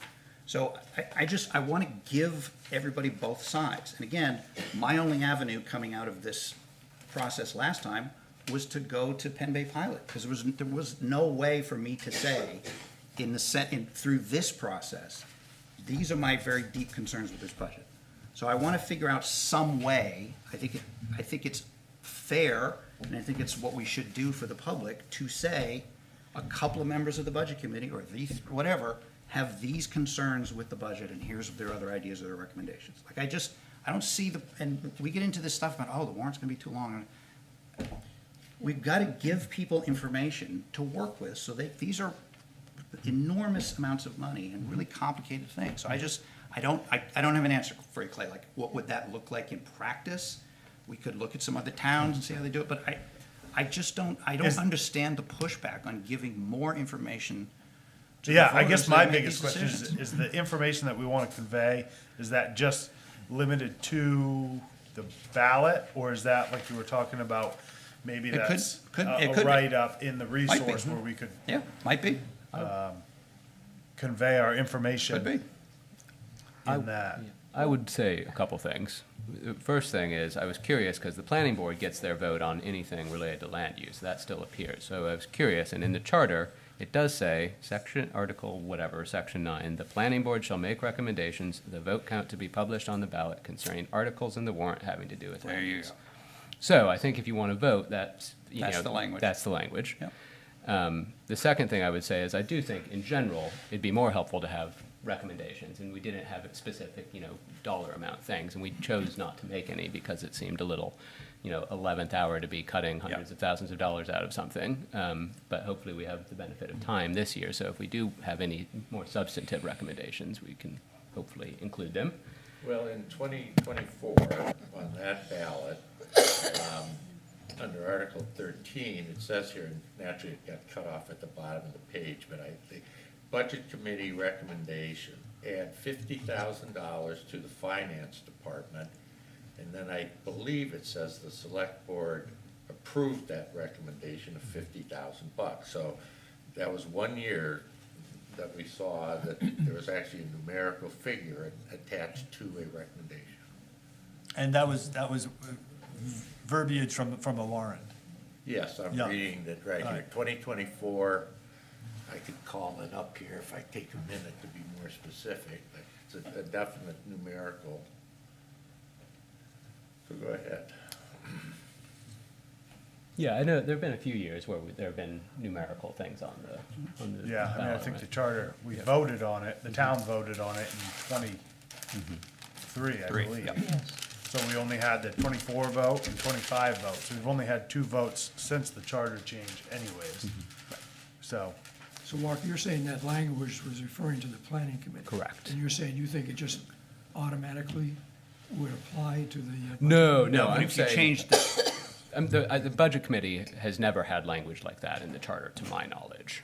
The Planning Board has. I'm saying if we So want you're to, reading from the charter, I'm sorry. from the charter, yes. If- it so if we- but specifically if we referenced wanted the to vote. change the charter, we could pull language from the planning board section of the charter Yep. and duplicate it in the budget committee section, because we have language, we have precedent for that type of language existing in the charter. And we just didn't put it in back in the day because people had been putting the up and down vote since the dawn of time, and nobody ever thought it would ever be a Yeah. problem. And what we were told, Steve and I were both on the original charter commission. We were told at that time that we needed to be very careful about writing everything out, because if there were any major changes, not, changing select men to select board and things like that, there had to be another charter commission called, organized, in order to make any major changes. That was not done in 2023 or whenever they did it. And they did make major changes to the budget committee's responsibilities. Excuse me. If you also want to go back to when we actually had town meetings, there was a lot more information available to the people who managed to show up. And there was there a, weren't restrictions on what could show up in printed stuff, because it was like, "Arr, arr." yeah, I mean, a certain other person who will not name to protect the innocent, and I pulled a coup one year, to get money. The select board wanted to designate some money this way, the department head wanted it that way. And you can't make any changes adding to the budget, but you can shift money around. And we shifted money to get the department head what he wanted and needed desperately. But you had, and They took all of the warrant articles, and now there's what, 10, 12 of them? Instead of the 30 or Just 40? budget is Just like two, like expenditures and Yeah, revenues now. but you had a lot more information. Yep. Instead of it just, this department is this amount, this department is that, you actually had the amounts Yeah. there. Well, that is the other thing that I wanted to make part of this conversation is what's the right presentation for the budget on the warrant? Because to me, I don't think voting up and down on expenditures and revenue across the whole town is useful in any sense, you know? I think it'll be useful if it fails once, then it'll send a signal, but that's the only way in which it's useful. Otherwise, I think it's basically a rubber stamp. And, you know, not to undermine the will of the voters, but it's just not instructive. And previously, it was broken out by section. So I don't know, and I agree. I remember voting when I first moved here on the gazillion budget items and didn't have a clue what any of them were. But I do think if we could think about, and I don't know what's okay from a legal perspective or anything, but maybe the top 5 departments get separate, articles or something on the warrant or something like that, so that there's some way of disambiguating what the town is voting for, I think could be You helpful. do realize that the budget passed by like 30 votes Right. last year? Yes, so it's, Clay, I think we ought to, on the next agenda, we ought to talk about coming up with the language to write to the select board and request that they approve the recommendation we're making. So this gets back to the question now, what do we do as a committee? And we talk about this even further, what's the purpose of our committee? Should we decide that we all want to see an up or down vote, or a vote that's amended by the budget committee, and then say, okay, we recommend that this go to the select board for consideration? And then they can say, well, that sounds good, but we don't agree with you, so, you know, that kind of cuts off the discussion. But, you know, we have to take some actions that the select board can react to and respond to. Because if we just sit here and talk about this stuff and never, you know, has the select board or has the town manager ever gotten back to us and said, you know, your 1% target is crazy, let's talk about it. But we've never really said, you know, these are our goals. They're not recommendations we've made to the select board for them to react to. And I think we need to start doing that, because otherwise we, you know, have these great discussions among ourselves, but we're not asking the other side to participate in the conversation. Well, that's what we used to do, vote afterwards. Select board would do their budget, we'd come in and say, yes, no, Yep, maybe. yep.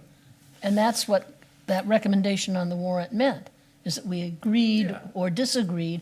And there was one year when things went really hairy, and I think there were only 1 or 2 of us who voted for the budget in most of the groups, and everybody else voted against it. But we don't have that option now, But and I'm- we need it back. Well, I'm happy to take a swing at some language changes to the charter as a suggestion. Yeah, I'm that's happy to fine. work with Helen, I'm That's a happy to work with you year-long on that. process. And just say, look, here's what some alternate language to propose to them. I'm with you, I don't want to give them vibes, I think we need to give them some specific language that says, we would prefer this, and most of it's still there, a lot of it got struck out, but we can go back to the way it was conceived in the charter in terms of the purpose of the committee, and then get clearer about, pull the That's the language. long-term solution. Yeah, and just say, look, And, you know, here's what we think the charter language should be. Yeah. Go well, for it. that, you know. And they can approve it, or we can Well, get the the voters, voters we'll be have to outside. approve it, We'll yeah. be outside the library getting signatures, and we'll do it that way. That doesn't help us much this year, though. Oh, you'd be surprised. What? I think the We select- can Well- move really, we can move Oh, really fast. I'm not worried about this year. Yeah. Yeah, I'm not, the process this year is already, the public's already engaged on it, like. yeah, yeah. There's people who want to meet and talk, and, you know, if it doesn't go well, like, I wrote one op-ed for the Penn Bay pilot. Yeah. And I don't want to take too much credit for the fact that that was a close budget, but I certainly had a lot of people reach out to me about it. And, you know, people are ready to form coalitions, and we'll do signs, and we'll do direct mail, and, you know. Right, and that, we sort of alluded to this, that I think Clay did, that, you know, we'd like to have something on the ballot. Yeah. You know, that's our way to address the citizens. If we Right. don't have a way to address the citizens, you know, yeah, we can go rogue and go directly to the citizens Yeah. through Facebook, the Midcoast Yeah, Villager. if there's no other option, that's right. Yes, and that's not that nuclear option, that's another nuclear option. We haven't heard. But, you know, so how do we get our vote heard properly on the ballot, on the warrant, and get that done without having to do Steve's nuclear option? Well, we don't, what I'm saying is, I think we work on some language, some proposed language. I'm happy to work with Helen or anybody else on that. And we can come back at the next meeting and say, here's a swing at what a alternate charter language would look like that does the things that we've talked about. And we can talk about it, and if we like it, we like it, and if we want to edit it, we can edit it. And at the end of the day, we send it to the select board, because they can, and see what they say. No, it's almost a multi-year process to change the charter. No, I know, You but- Put together a charter but- committee, and you're saying they would ignore the charter and follow our I don't know proposed what- recommendation. But at least we would be on record saying, this is what we would like this committee to be here to do, and how we want what we're doing to be reflected to the public. Sure. And they can do with it whatever they want. I mean, the select board at this point has said they want to work with the budget committee in the workshops and everything else. I'd be very surprised if they weren't receptive to a recommendation that we'd like to say our proposal, our feelings on the budget. I'll be a little Well, surprised, but maybe. you- Okay. Would it be as simple as making a recommendation tonight to, like a baby step into it, saying up and down vote to send to the select board of putting our up and down vote We need- on we the need next it. year budget? Yeah, we need to see the language, Yeah, we can work on the language and do it. and then you can do it next meeting or whatever. Okay. But that language was there previously, right? Right, we just need to like redraft what the new language, what the suggested new language would be.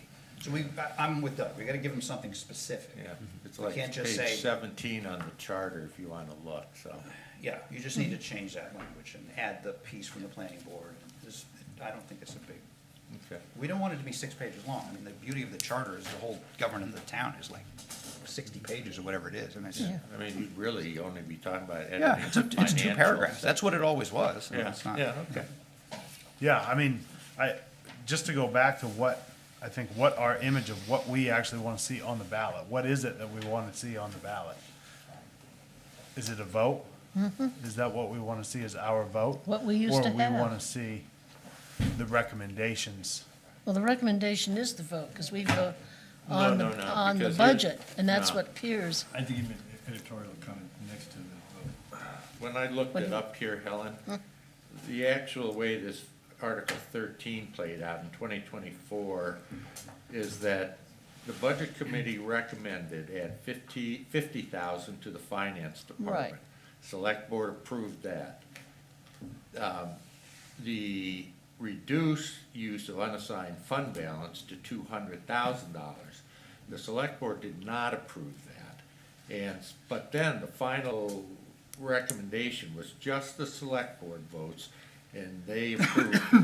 So both of those things happened. The Finance Department got reduced, unassigned fund balance was not reduced, and the Select Board voted 4-0 again. So,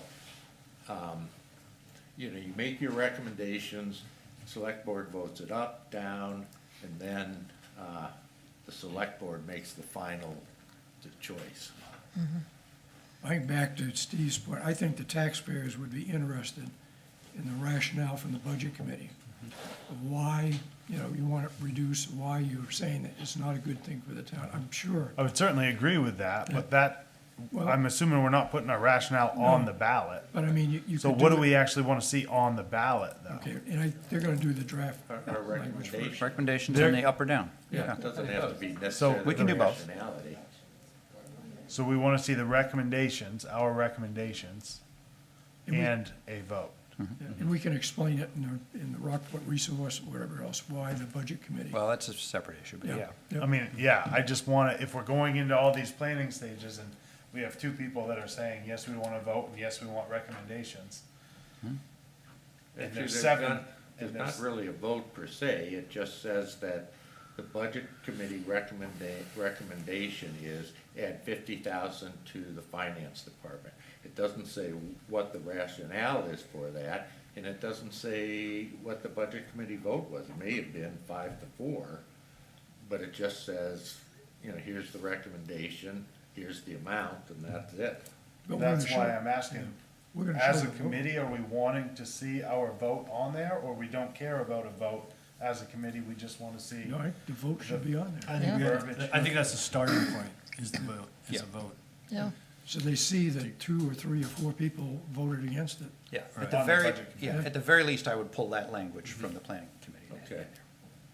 It only seems consistent, all else equal. Planning board has one, Yeah. budget committee would too.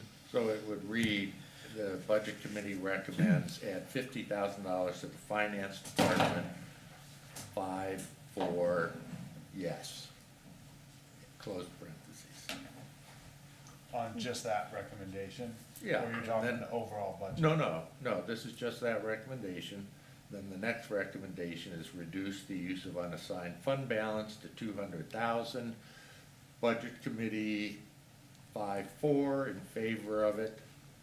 And, you know, the select board can still say, well, not approved, but the people will see that there was some difference of opinion between the budget committee and the select board. Right. So you want the vote for each recommendation that we have? Do you also want the vote of however the budget is gonna be displayed this year, whether it be just expenditures and just revenues, or broken down by department, where the budget committee I'm votes on, You're That- asking for an overall Overall budget. I think Yes, the overall yes. budget, yes or no, is very I important. want because I both. think there's, okay, Yeah. which I I think it want was still on. recommendations like that and a yes or, an overall yes or no vote from this committee on the warrant. On It's each not really department. presented that way, though, because it's usually 12, 13 individual warrant items, you know. One kind of covers general administration, and That's how it used to be. to be, it's not. Now it's There used to be 30 or 40. Yeah, and I don't of wanna, them. I mean, I'm slightly worried this is, it's started to get big here, because I don't think we also wanna go into the charter around how the warrant is constructed. But that may be another recommendation back to the town to say, we think the warrant needs to be broken out in a different way. I don't know that I don't think you need I don't think the charter speaks to No, it how the doesn't. warrant's No, I constructed. don't remember. It's I been a just, long time. I don't wanna wander off, like, let's focus on the budget committee's role in And it. that, yeah, that's why Yeah, I'm trying I'm to with at you. least nail down Yep. what, as a committee too. Yep. If there's 3 of us here Yep. that want it this way, that are talking about it, I don't know, is all 9 of us want it? I mean, do we wanna vote on, if we wanna see the vote? The overall Well, budget define vote. Are we talking about warrant item 1, select board votes this? Budget committee votes that. Warrant 2, item 2. Which is what we select always board. did. Because that's the way it used to That, be. yeah, that's what I'm trying to do. is And that- and that would be, that would be the case if we copied the language from the Right. Plan, yeah. zoning board, Yeah. Yeah. planning board. And I do stand corrected, you know, there were only 6 articles. Article 6 was the huge one with, you know, just the dollar amount. So Yeah, could we, Expenditures. could we under each category, like administration, say, budget committee recommends yes, no, or budget committee recommends this be reduced by $5,000, town manager, budget committee recommends 431,000, yes. You know, save times, and I think we ought to wait until the next meeting. I think if we get the language first, But we need to know what we're going after, so we Yeah. can draft So he that knows what to language draw. for that. I thought we were straight on what we were gonna do. Yeah, I think, Three- well, I'm happy to take a vote. Here it is, Like we can. you know, what would you And I like? think, I feel like we've got enough instruction from Yeah. conversation, to take a swing at it, but if you wanna vote, we can. Well, on the other hand, you can come back with something that we Yeah, vote and then on. and That's what I mean. I like- think- Yeah, that's where I thought we were So, going. we can go, like it, don't like it, you know. Yeah, that would from be an there. idea. Let's not vote tonight, let's just see what the language is, and then we'll go from there. Pressure's on. Maybe as part of your process, could you bring up last year's budget, the way it's presented? Yep. And maybe just, you know, insert what you were picturing, budget committee, select board. Maybe we could ask the select board to weigh in on each one of these, things, or? I'd have to look at it. That does seem like a lot, I have to say. So that's a lot of Two votes subheadings. and recommendations for each of those Yeah. items on that list. Yeah, it seems like. Okay, well, That's a all lot. right. So But the I'm group with just you, wants to I- go Actually, let's bottom just- line. I would say the vote should be on any articles related to the budget, and then there's an open question that doesn't need to be defined by the charter, what the articles are, right? Yeah. Yeah, the construction of the articles is an issue, but not an issue for us to tackle in the charter. Yeah, that's. It probably does need to be, we'd have to look at it, but that's a separate. Okay, well, again, I would suggest everybody look at last year's warrant, Yep. it's online, Yep.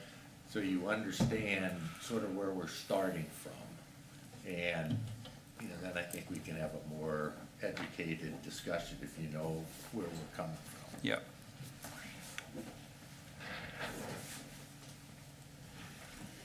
Yeah. Okay. Hey, any other comments on that dead horse? The old vote on votes.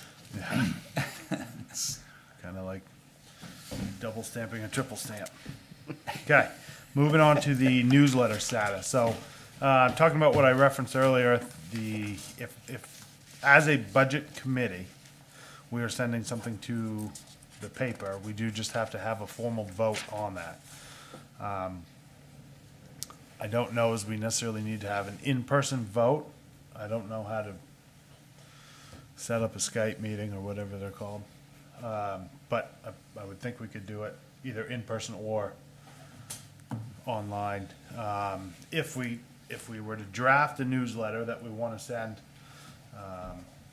basically containing the notes or whatever from this meeting and send to the paper, then we all need to review it and then all vote on if we want to send that or not. That's too, I think that's too many people reviewing it. I think you ought to have 2 or 3 people, representative of the group, to look at it. Agreed, but you cannot send something to a paper on behalf of an entire committee if it's not voted on. Yeah, but you could recommend that we approve it and then vote it. Well, to me, the key is circulate the letter and everybody puts in their voice, Right. voice their opinion, that's all. Yep, If you exactly. want it or not, just say so. Yeah. Well, that means. So you're saying we need a formal we'd vote have to respond. to sign off on a newsletter sent to the? If you don't, you I, got the Let it majority. go. if we're gonna send it as a committee as a whole, Right. then we need to make sure that the majority of the committee wants to send that. Could it be as simple as 5 people say yes, and then if no one responds, their name's taken off the bottom? So We if just people go- respond yes, their name's on it? To save space, aren't you just gonna put Rockport Budget Committee? Instead of listing everybody's name every time we send it? Right. Yeah, Right, but agreed. his point is, you can't write Rockport Budget Committee if it's I not cannot unanimous. write something and send it to the paper if I haven't agreed that all of you, Okay. haven't agreed that at least half of you Okay, so just send want us, to see that in the send us a paper. copy of the letter. We'll all get back to you and say it's fine with me or it's not fine with But me. if Well, you I don't think- respond, then it's the 5 people is the majority, right? As long as you have a majority, the other guys don't respond. The advice we've, excuse me, I just want to interrupt because this is important. You have to have a meeting. Now, whether it's an in-person meeting or you do it by Zoom or something like that, that's fine. But you can't just do this sort of serial email way of, if you're publishing it under the name of the Budget Committee, there's a required committee action. Was the first letter ever published that we drafted? Yes, that yeah, went to couple the of them. newspaper. It did last go time. out. Yeah. Okay. Make it simple. I'm actually sort of the one that wanted this on the agenda tonight because sort of turns out I'm like the pig in the ham and eggs breakfast, not like the chicken because I have quite a bit of stake in this. Because of some misunderstanding. I'm not even sure I kept up with that. Okay, well. Don't ask him to repeat it, let's just move forward. Moving on, Never Doug, mind, keep going. okay, I'll keep moving, it's tough. I'm currently in hot water with the select board. One of the reasons is this newsletter, it's not just the newsletter, I'll be clear about that, but when we first met and we decided we needed a newsletter,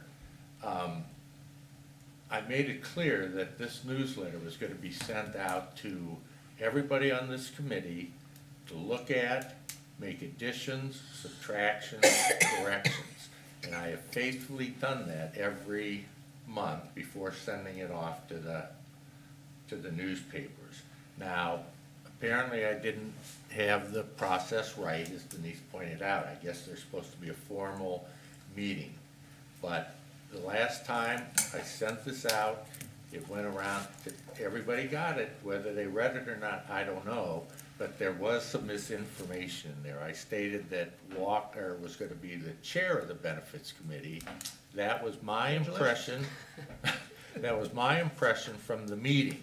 So I just faithfully reported what my understanding was. Walker then corrected me after it had gone out. I sent letters to the editors and asked for that change to be made. But, you know, I'm not gonna keep writing that goddamn newsletter, which takes a fair amount of my time, not have people look at it, make corrections, make additions, because like I say, it's only one reason, you know, you people know me, I have a lot of reasons I can be it, but I'm in pretty deep doo-doo now with the select board. And I'm just not gonna continue to do a newsletter. Maybe we don't want a newsletter. Steve can certainly, as an individual citizen, write a newspaper article, but if you want a newsletter to try to encourage our transparency, which is one of our either long-term or short-term goal, I guess it's a short-term goal, then you folks are gonna have to start looking at this stuff, and then you really then need to have a vote, as Denise has said, Yeah, so. that's totally fair. Yeah. That's totally fair. What's fair? It's fair to ask us to lean into that a little more than we have.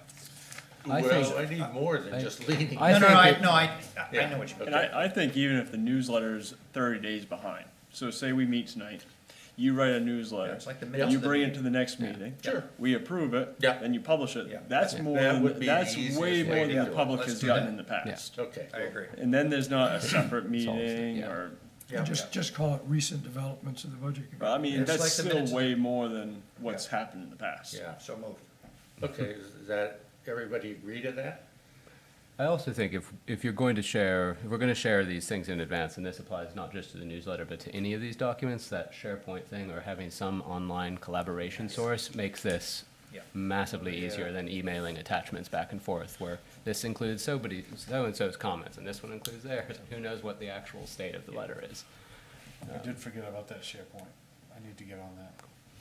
The one that I never use because I can't figure it out. So if you come with a document that you've circulated prior to that, we can put it up on the screen, you can make any changes in situ, and then it'll be ready to go out with any changes, so we facilitate the change. I mean, you can When- email when it to we- us beforehand and we When can we come to review it. that meeting, the final draft should have already been, you know, It'd be part of it the should have meeting already been materials. circulated. Well, but I don't believe that we're allowed to have communication like that in the meantime. I mean, that was the whole thing that Denise just said. It has to be decided at a meeting, and edits like that. Well, it can't be voted, oh, yeah. Yeah, It so. can be edited prior to, it just cannot be But voted on he and could sent. send to us the his public. draft prior Right. to, so we at least I- see it. yeah, okay, before well, the the- meeting, the and it's planning board included in the does meeting that, sorry. materials. It's Yeah. included with the agenda that goes out, so the public sees what it is, like, we can do that. And then all we're doing is showing up and voting on it at that point. And to your point, Because we editing will it have live and then sign off. Yeah, That editing part is asking a lot of me. that's on why I that. think we should just show up with it. Turnkey. Walker's good for it. We should all have been, Put it on SharePoint. Perfect. Yeah, we should all have looked at it prior to, agree. especially if he's going through the time of sending it out. Thanks for taking one for the team.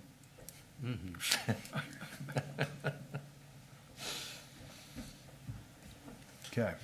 Anything else on the newsletter? No, Anyone that wants to step up to help Doug with the newsletter?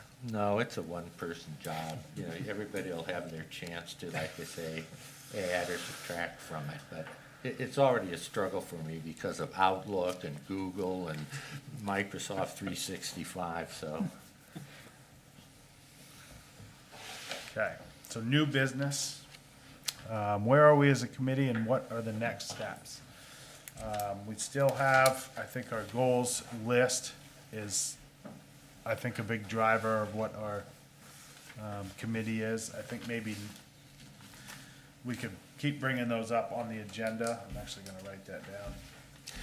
But here's my question, though. These are our goals, and we bring them up on the agenda year after year. But have we ever really presented those goals to the select board to react to? You know, no, Yeah. that's not gonna happen. Oh, sure, that's a good idea. We can do that with you. Yeah, and I think at the end, under new business, what I was gonna look for is, similar to how the select board kind of set up the CIP meeting, they have presented to me, at least they're open to meeting with us outside of their normal select board meetings to, Hash this out. yeah, it's just, I think that meeting will be certainly necessary. I just wanna go into that meeting with what we as a group want to actually hash out. Do we wanna talk about those goals with them and say, these are our goals? Well, I think What are we, your thoughts? you know, I think we have to tell them what our goals are, and, you know, it's up to them. They are the top dog, and they're the ones that have to say, you know, there's just no way that's gonna happen, or Right. we can do it, or they can say, no way that's gonna happen, and we can say, but what about this? Yeah, sure. Is there anything besides our goals, short and long-term goals? Or I should say, what else beside our goals? I haven't Do we thought wanna that go through. into a meeting with the select board about? Can you read through the goals real quick for me? Yep, they may have to give me just a sec. I got it right here. Short-term goals, review of healthcare costs with dedicated committee, request EMS financials and KPIs monthly, focus on capital improvement plan and comprehensive plan. I think we covered that, but what are we doing with it? Yeah, we haven't started. Set budget target, 1% or LD1. We didn't talk about that tonight. Contact press for meeting coverage and public engagement. And then the long-term goals, spending survey of other municipalities, regionalization, we talked about that a little, and then continued target setting, 1% LD1. I don't know why we repeated that. So are we saying that, I mean, we're expecting the select board to react to these comments? Well, I personally would expect that. I mean, I think if, they have been very willing to meet with us, I think, and talk about anything from the process to specific changes to, anything in between that we wanna see. I haven't heard anyone on the board be opposed to that. And kinda like Doug was saying, we haven't actually presented this to them in a meeting between us. I mean, the only workshop we had was over the CIP, and that was somewhat, focused on the CIP. I almost think we need to go back, a little bit of what Steve was talking about, go back to those 4 years, we had these huge increases, and start looking at which categories were the biggest increases. And start looking at that as really a major part of our work, to try and figure out why those expenses increased so much during those years in each of the categories. And start Yeah, there. which I think is, we still can, I don't know if you saw that, we still can talk about tonight that Steve came up with. I think that would be one of the things that we wanna bring to them and say, hey, these are maybe areas that we're gonna be targeting this year. Yeah, but why shouldn't we be doing that? What I mean, I don't wanna say forget the select board, but I'm just saying that's our work, to come up and look at those expenses and try and figure out as a committee here, why did they go up 20%? And just target those areas. And then come to the select board and say, here are the issues that we're addressing and we're looking at and so forth. We're hoping that you're interested in the same issues that we are as the budget committee. Well, Yeah, I- and to follow up on that, we've determined as a goal to increase this no more than 1%. But before you make that statement, I think you have to evaluate if we've just spent in 4 years are double the budget, maybe we ought to look at why that was doubled and not consider the 1%. If we think that increase in 4 years is justifiable, that's our first goal. If it's not justifiable, then the 1% is irrelevant, because we're gonna be looking at that $6 million increase and determine whether that has to be adjusted itself as a separate goal for this year's budget. I want to come back to Bill's question, though. What do we want the select board to do exactly? So let's say we bring them the goals. We have a joint meeting like the CIP meeting. What is the action we're looking for them to take? Is it just to say, go get them? Is it to say, we like these and we don't want you to do this? And if they say that, does that mean we don't do it? Like, I'm not sure what engaging the select board at this point Well, accomplishes. Well, because these are well, at this point, you know, because we need to, I think we need to talk with them early to see what they think of our goals. Because if they agree, that's fine, you know, we take that aside. If they don't agree, then we're gonna have to have more discussion about it. And you hope you come up with a compromise that works. You know, the worst solution is if we agree to disagree, because then we come to this point where how do we present that disagreement to the public? Do we do it on the ballot, or do we do it in the newspaper, you know? So is the ask, so they did the benefit, like if you go down the list, they've responded to some of those anyway. They're responding. Right. I've never gotten a real reply to the 1%. Yeah, but you really think they're gonna reply and say they think 1% is what they're gonna agree to? I mean, No, but it makes them to say they disagree with us. I know, but why waste our time? But there's having them nothing to tell stop us? them in their meeting from saying, they know what the goals are, we've made them public, we presented them to them. So there's nothing to stop them in a meeting from saying, this is how we, if they wanted to, they could say that in there. I think it's a collaborative effort. And I think to have a collaborative effort, we need to get together, agree on what we can agree on, and talk about what we don't agree on. And I think that needs to happen early in the process, so we don't waste our time spinning our wheels. You know, we have a chance to talk with them and again, try to come to a mutual agreement.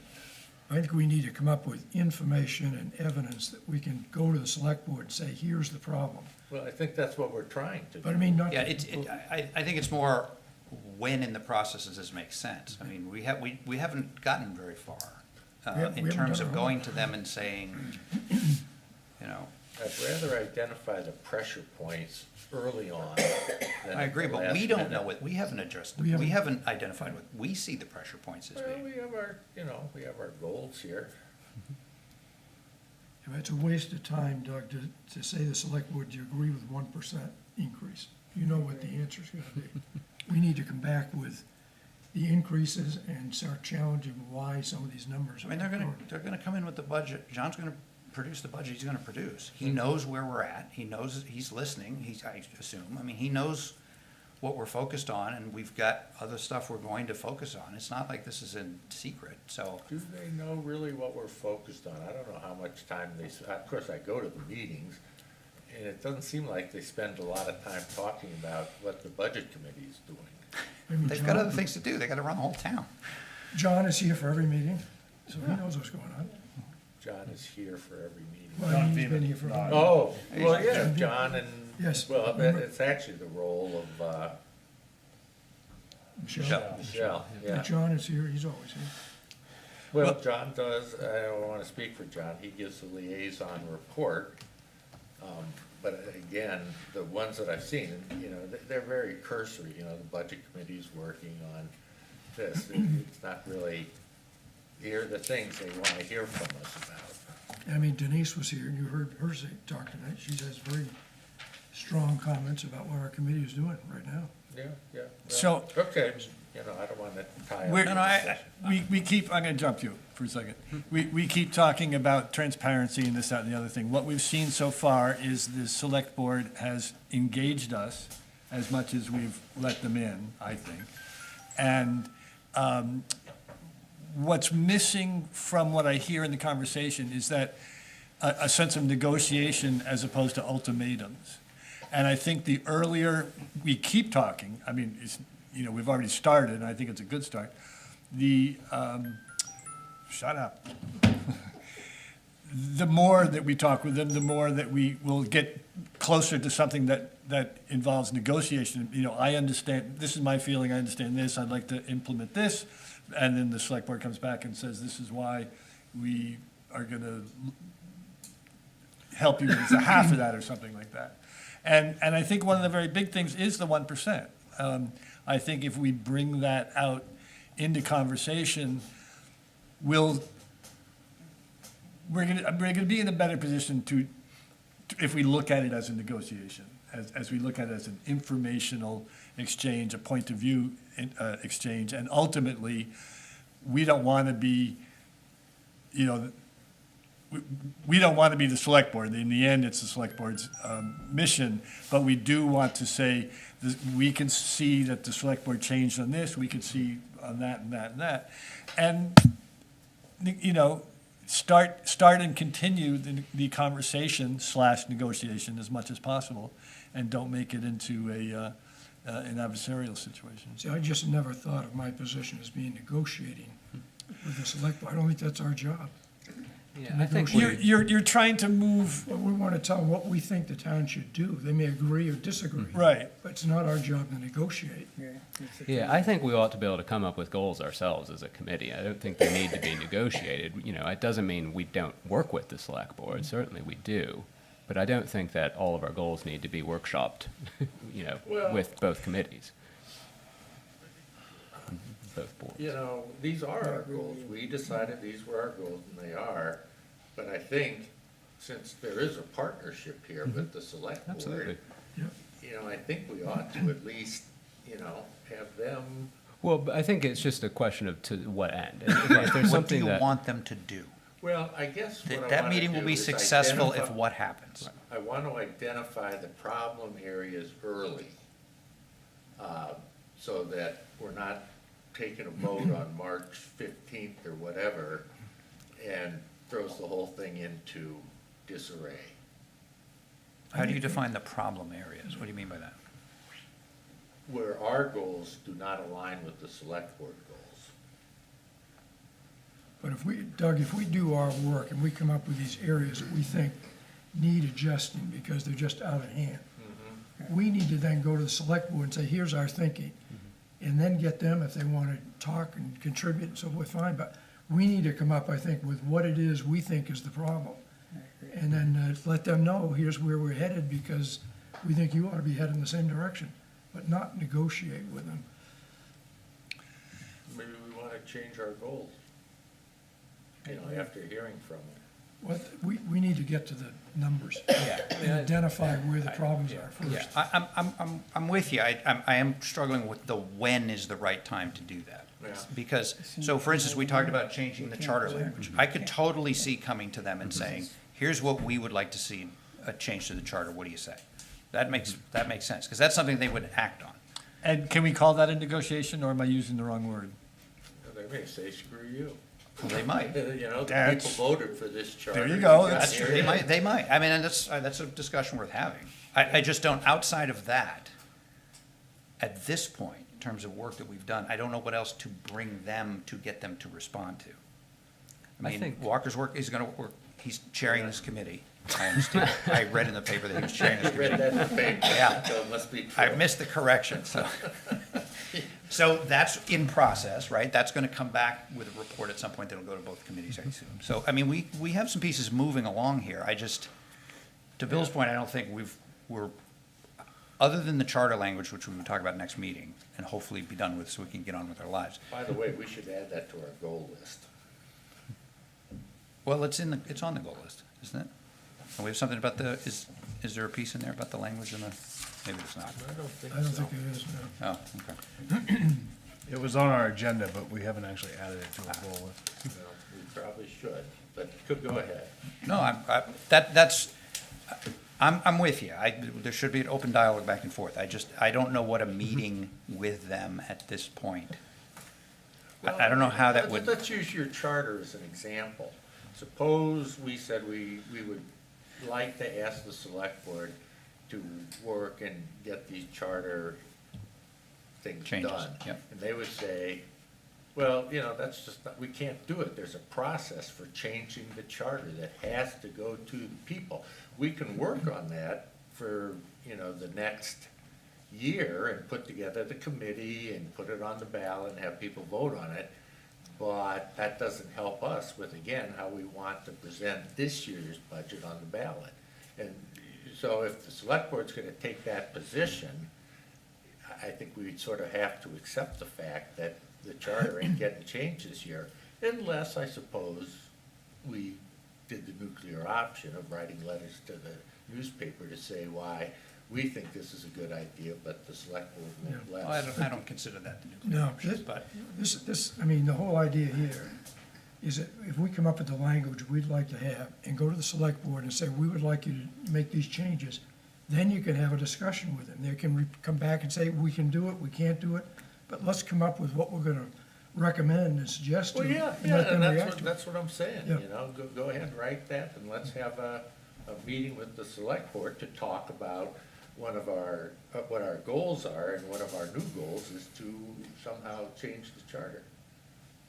But you can just send them a recommendation, a request, without having a meeting, and let them come back to it and say, Yeah, I there's a just- reason. Yeah, Yeah, but how do they come back to us? What's that?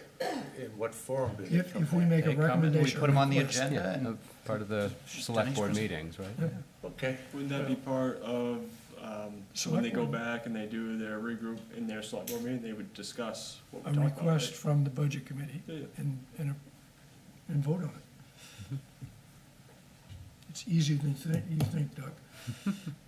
I make a motion that we add changing the, recommending to the select board to make, no, one of our goals is, our goal is gonna be to add charter changes to our Goal list. goal list. Okay, so we hear a motion to add Put it around charter circles. changes. Yeah, that sounded like a goal was to add the goal. Well, The I motion think he's is to add, he made a motion he did make a motion, yeah. to add the goal. To add the charter changes as a goal to our goal list. Yeah. Do I hear a Second. second? Okay. Any discussion on this? Yeah, if we're not, I mean, the motion calls for a change, but there's no indication what that change would be, except for backed up by the conversation in. The motion calls for just adding a change to our goal list. Right. What that That's change all we're is. doing. Right, that's right.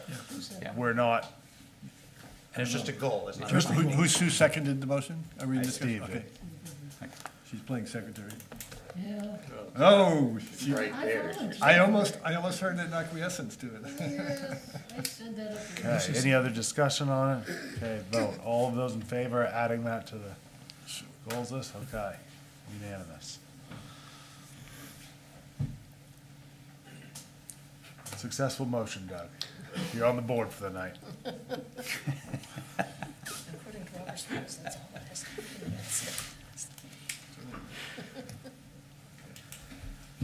But I do think that was a good idea to at least get that on the list.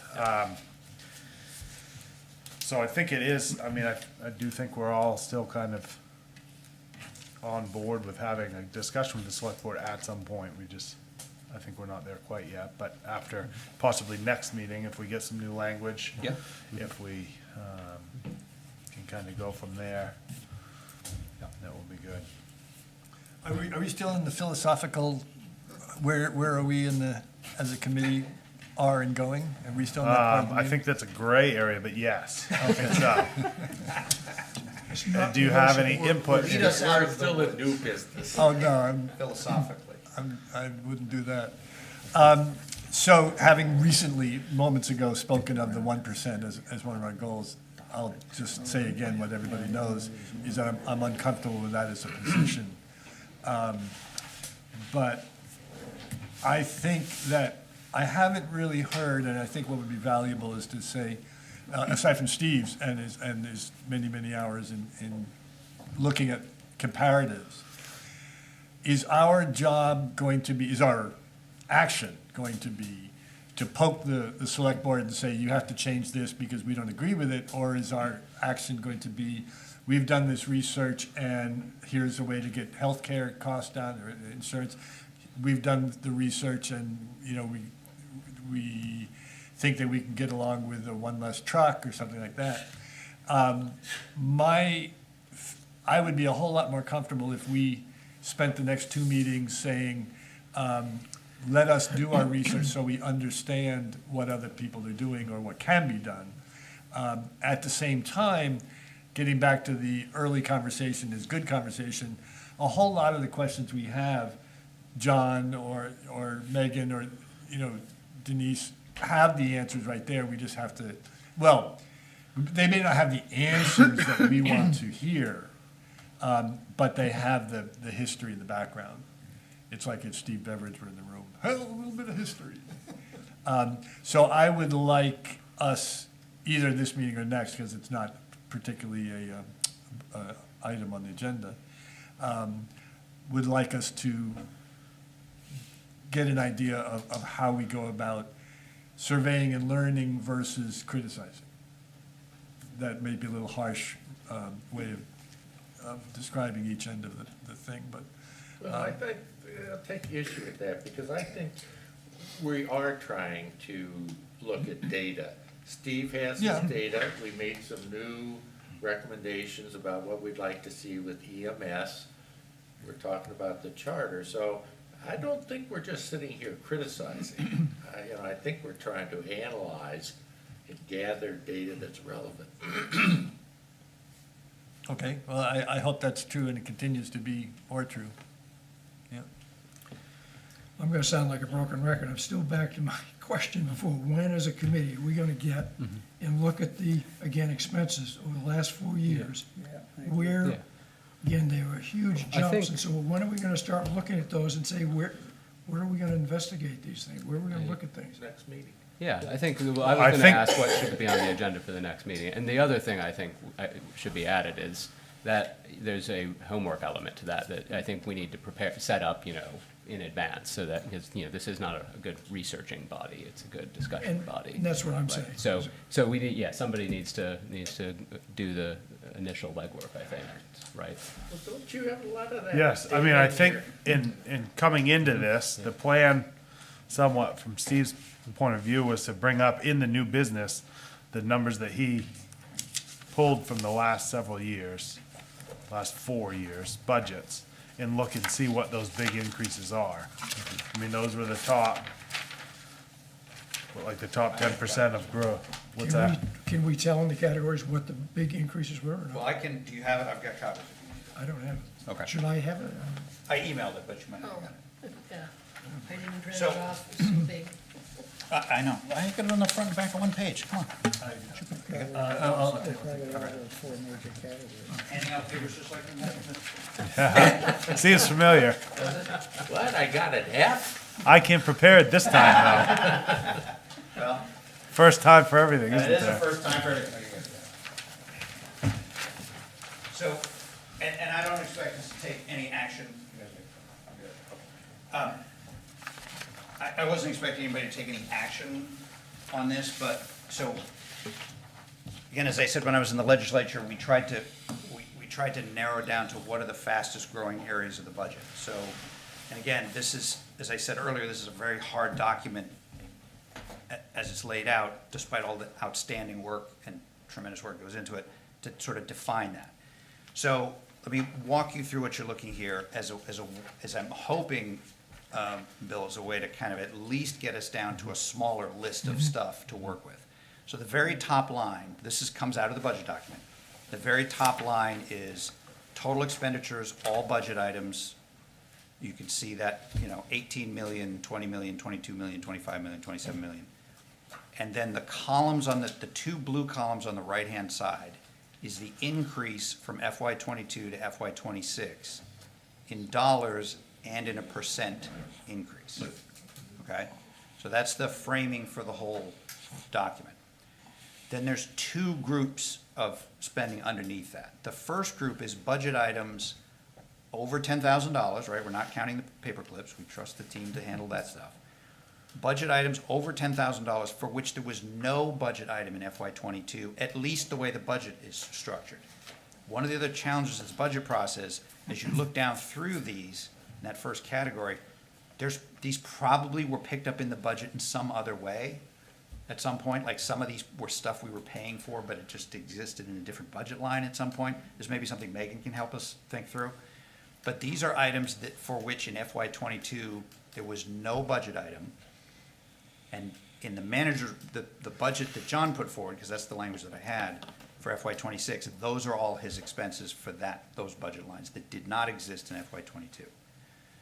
And the totals are at the bottom. So that group of new spending is $1.3 million in new spending in that category, which is all stuff that was added to the budget since FY '22. Does that make sense? Mm-hmm. Okay. So then the second, I'm sorry, Steve. Could I ask a question on that? Yep. Just one random question. How would not, and I'm looking at the first 4 or 5 item on Public Works. Yep. If they didn't have supplies in the last couple of years, they had to have supplies, so it must have been under another category. It could have been. And again, this is the challenge with the document is not having the crosstabs to know how that spending was picked up and whether it was or not. So Right, yeah. it maybe there's like reserve funds in here that we didn't do, and now we have a reserve. Like, there's a lot of reserve funds in here. So we really don't know whether the 1.3, some of that money has been allocated to a A different budget, Right. was in a different budget line in FY '22. Correct. That's Okay. correct. Yeah, Okay. because that's the challenge. We don't have and again, I think at some point in this process, we'll need, if we narrow this down and say, look, of this list of however many things this Right. is, Yep. we're really only interested in this Okay. group of them. I mean, and I think the point of this was to at least get these on a page and go through and say, oh, that was a different line. I Yeah, get with and we Megan just sort or of go whatever. through them, and then and Megan may be able to say, look, I mean, we know some of these are new, right? Like, so emergency medical services wages, that's brand new spending. We weren't spending that money in FY '22, right? So, yeah, and that's a big chunk, and, and some of this main paid family leave, like, that didn't exist, right? So that wasn't, so some of these, and some of these, you're right, may have existed in other budget lines previously. So the second group is budget items that had over $10,000 in budget growth from FY '22 to FY '26. So they were in the FY '22 budget, but they've grown by at least $10,000. And again, These are the ones in the bottom? yes, the bottom. Okay. Yep. So I tried to clip out the bottom and $500. back. Yeah, the bottom and the back is all one Oh, group. okay, wow, Yeah. okay. Sorry, I probably should put a header across the back, so it's all the same. So that's a much bigger group, obviously, because these are things that were reflected in the budget in FY '22. Okay.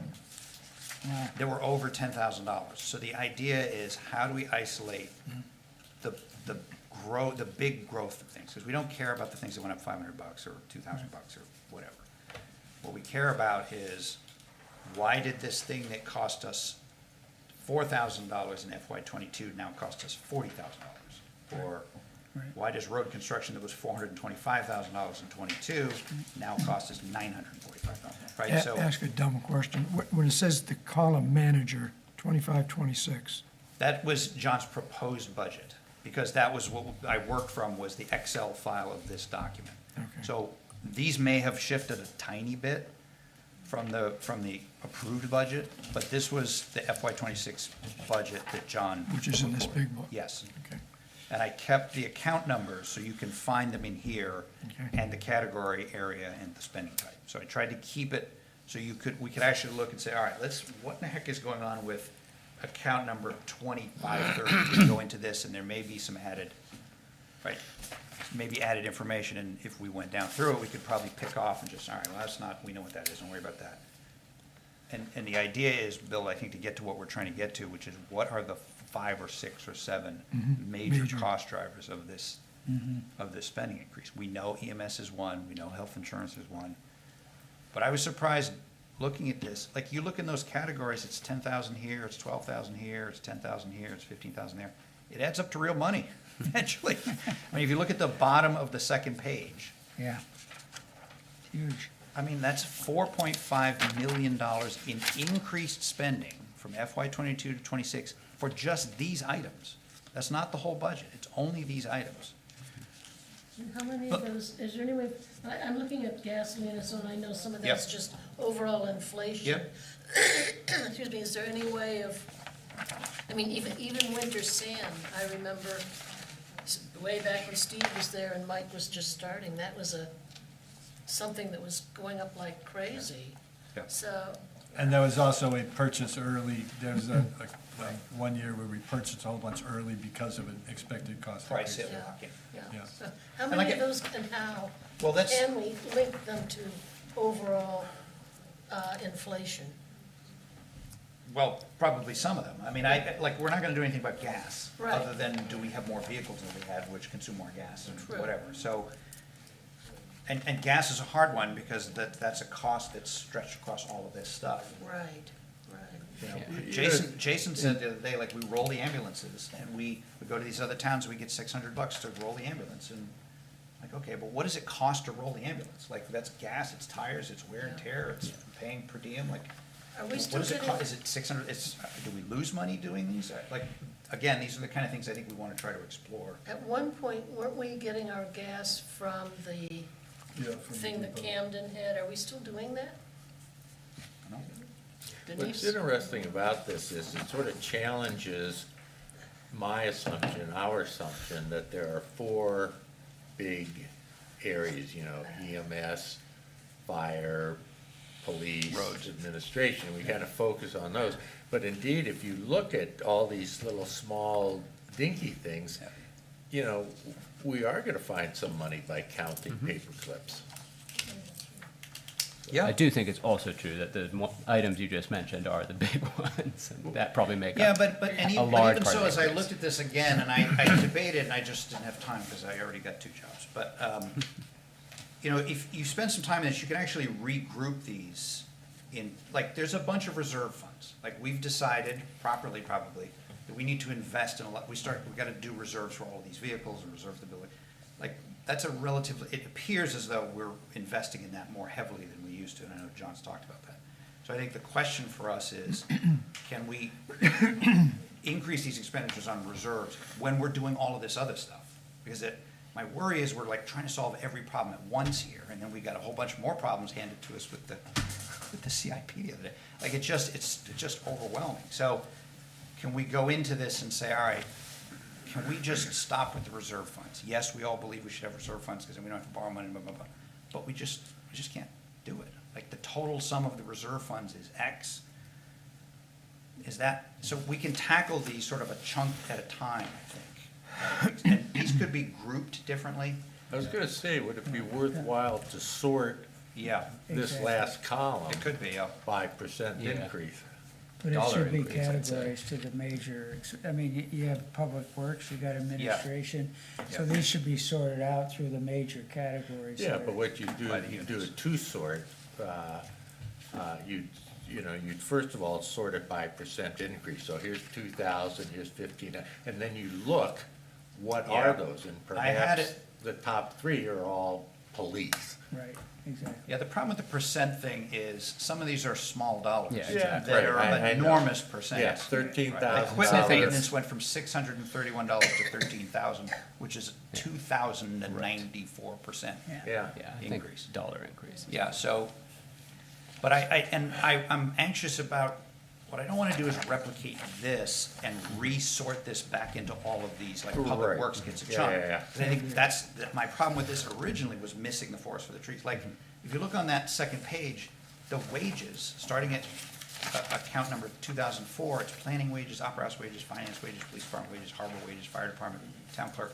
Like, we have to acknowledge that a big chunk of the spending increases, we're just paying people. We have more people, we hired more people, and we're paying them more. Right. And we gotta talk about that.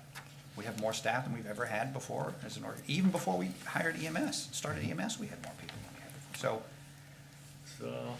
So those are the, you know, if we can group those into some of those bigger buckets. This was Yeah. just a first swing, and Yeah. trying to get it on the front and back of one piece of paper, that was my, yeah. that's great. Well, thank you for the work you're doing on this, like we thank Steve, that's a huge amount of work. So I think we can, again, Bill, to your point, I think we can take some time to think through, okay, of these, I don't know what we're gonna do about gas gasoline, we spent time on gasoline, maybe. But all of these numbers are in that book, you're saying? Yes, that's right. So we don't have to necessarily have Megan here to explain to That's them. We correct. can go to the book. Yes, the one issue is the issue that you raised, which is the crosstabs of the accounting pieces change, and so account codes change. And so if you look on the front page, I just let the spreadsheet do the work, and if there was no amount in the FY '22 column, I'm implying that this is new, I even wrote new spending, right-hand corner, but that may not be the case, right? It may be that malpractice insurance, which, well, we wouldn't have paid for malpractice insurance before the EMS, I guess, but, I mean, some of these surely we were paying for in some way in FY '22, but they didn't appear in those budget lines. Correct. So we just have to, we do have to account for that, and I think Megan's probably the one to help us think that. And we don't need to do it for all. Again, if we get the list down to 30 from whatever this is, then I think we can go to Megan and say we have questions about this, because these seem to be the big drivers. So our goal, I think, is like, can we even take this list and cut this in half? Yep. And get down to, like, that's the meat of the thing. And it's, Maybe people's homework for the next meeting is to take this and pick your Yep. top 30, what's going on here line. yeah, which are the ones that, Yeah. And allocate them towards the different areas Yeah. of the budget. yeah. See, if we did that, it would make, Steve's job a lot easier. Well, at least we would come out of that next meeting with, these are the 30 things. Yeah. 30, you think, is the number? huh? I don't know. I would think it'd be more like 20 first. It could be. Grab to begin. Yeah, You may and wanna- some of them are, like Walker was right on day one, the health insurance, Yeah. again, which appears as a single line in this entire document. Well, the summary appears in the single. Right, yeah, but to see it in one place, you only see it in one place. It's also, it's sprinkled through the whole document with every, And that's what I like. that's the problem. And that's what I like about this, because if you look at like the town of Hope, which is smaller, but on their budget report that they give out to their public, it's literally like this was our budget, this was our actual spending, and everyone knows it's like crystal clear. Which, if you have to go through all this to get this, it's hard. And So we're it'd be leaving nice stuff to just off. get- I mean, I randomly picked $10,000 as a cutoff. I mean, there may be stuff under that, but we only have a certain amount of daylight to do this with, so. So are we agreeing that's our homework for next meeting? Each of us. will Can you select- send the Excel file around so people Yes. can reorder it? That'd be- Okay. Yeah, It was add an interesting on annualized. page 2, all the purchase and contract services that we do. When we Yeah. send a lot of stuff out. Yep, there's that mowing again. Yeah, they're mowing cemeteries that I don't. mean, it's kind of hard because you look at all this too, and it is, I know it's relatively obvious, I think, but it's, most of these expenses are coming because the town is growing in capacity, not necessarily size, but we're adding multiple departments between buildings and grounds, EMS. Yep. We're adding vehicles, we're adding But the population contracted isn't service. growing. Right. So we have to look at what, Right. But, yeah, at some point, our services have to right. stop. This reflects decisions that previous select boards and John and the previous budget committees made. So if you look at the bottom of that second page, like culverts, gravel, winter sand, like, because John's made it a priority, like, we gotta get on top of the road stuff. And so there's a dramatic increase in all of that stuff.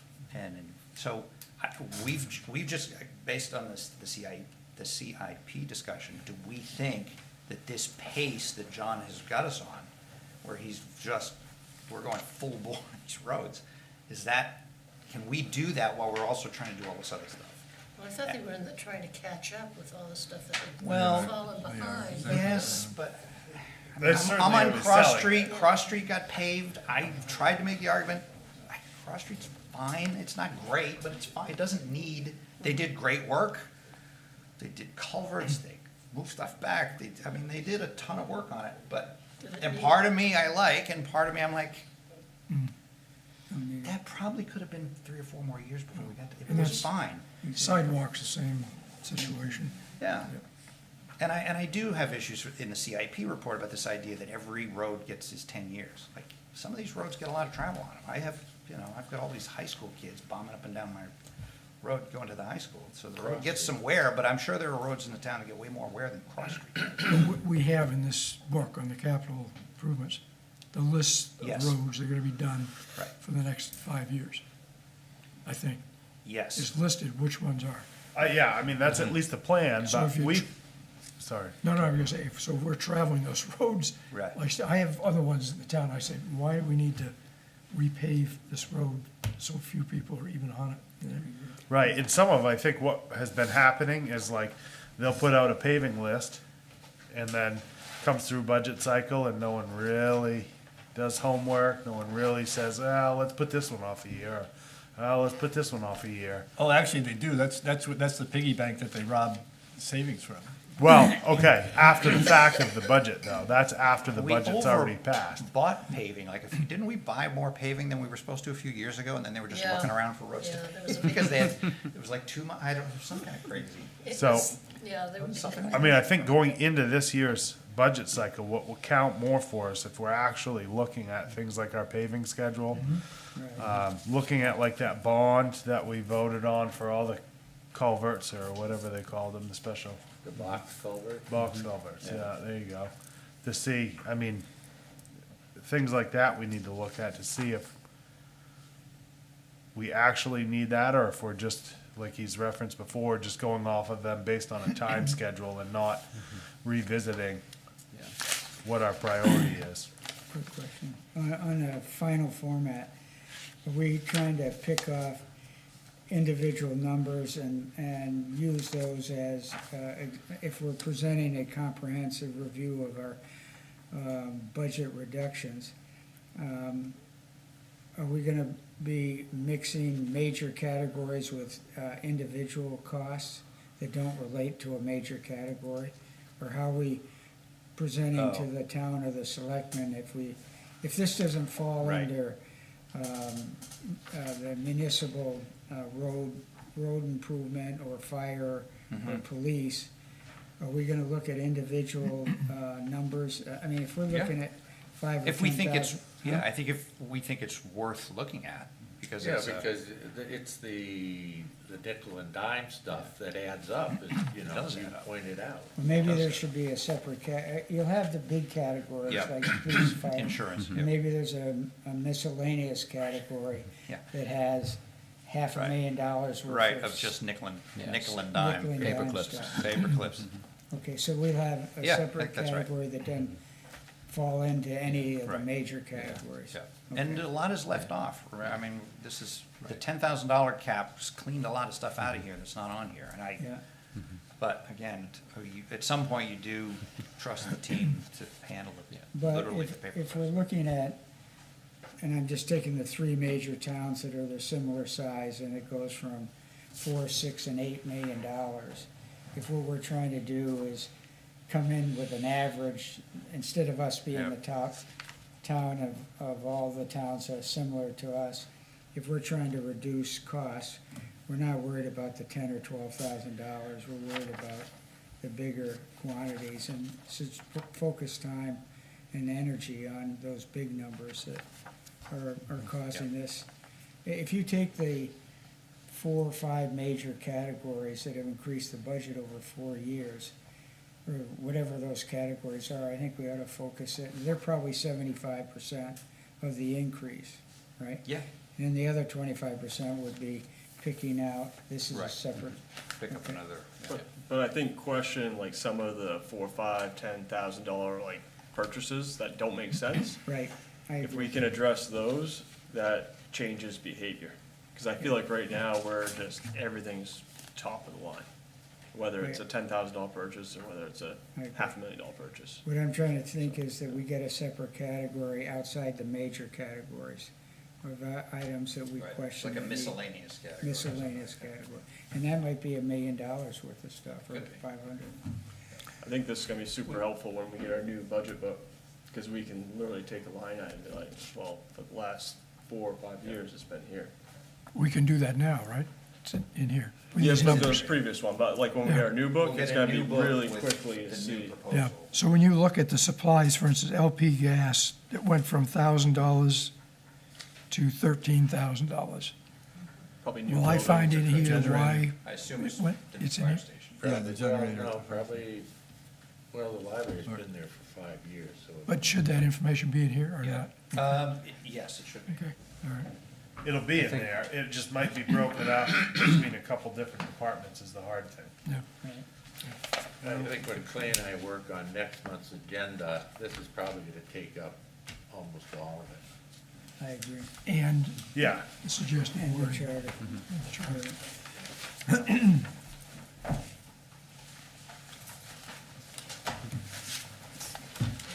That's good. Yeah, very good. Thanks. And this is the meat right here. This is the meat right here. That's very good thought. It bounds the work a little bit, because it's just overwhelming. And I do, well, I don't want to pack up, but can we, next meeting, I'd like to revisit the goal statement piece.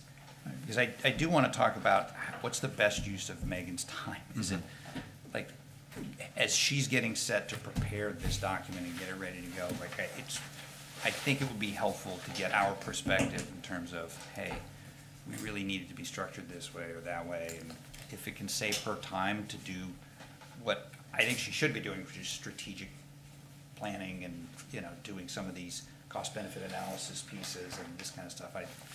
It feels to me like a better use of her time than, 543 pages of this thing. And I know we need to do it, but See, and that's one of those items would be a suggestion back to the select board. yeah, Yep. potentially. So you get your discussions, Doug, one of them. I'm gonna send you right into the lion's den, Doug. Thought we were gonna have a better tone. We just got it together. What? We're not the Lions Den. That's right. We're I know it. now, before we end, I do just, again, want to thank everyone from the public for coming, who did come. Yes. And watched tonight. Also, everyone else here, I do appreciate all the time all you guys have put in, especially some of the big contributors so far, putting together this information that kind of shows still what we have for our town and the camaraderie we have, trying to support one another and get us all in the right direction. Whether or not we agree, I don't know, but at least we're all still here showing up. So I thank you for that. Everybody's doing their best they Can we just confirm the next meeting, please, just to make sure? Yep. That It's was a good call. Thank you.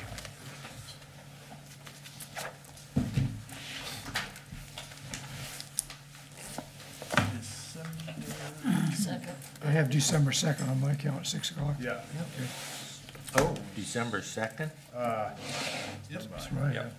Okay, I'm gonna be out of town, but. Yeah, that's all December right. 2nd, Tuesday, December 2nd. We'll have a phone number you can call in. Well, can we zoom in to this? Yeah. Jeff? You'll just have to ask Jeff, because I don't know how to do that. You should be. Okay, so if I have my laptop with me. Steve says I and can, internet- so It doesn't allow him to talk to us, though, does it? Doesn't allow him to talk to us, though, does it? I'm gonna put him right on No, the we mute can, button. we can mute him on our end. Leave him on mute. He'll be bigger than life, right? Doug, we don't want you to, we want you to sit back from the camera because we don't want, like, there's Yeah. gonna be a lot of you, this, yeah. Okay. Leaning, especially if you lean like this, just Okay. lean this far off the ground. December Okay, 2nd. any other comments, concerns, or preparation that we should do outside of, this meeting for next meeting? And the last closing thoughts. Okay, meeting adjourned. All right. Second voted, send it. Don't say anything your mama Thank don't you, want the tech booth. Appreciate it. Thank you.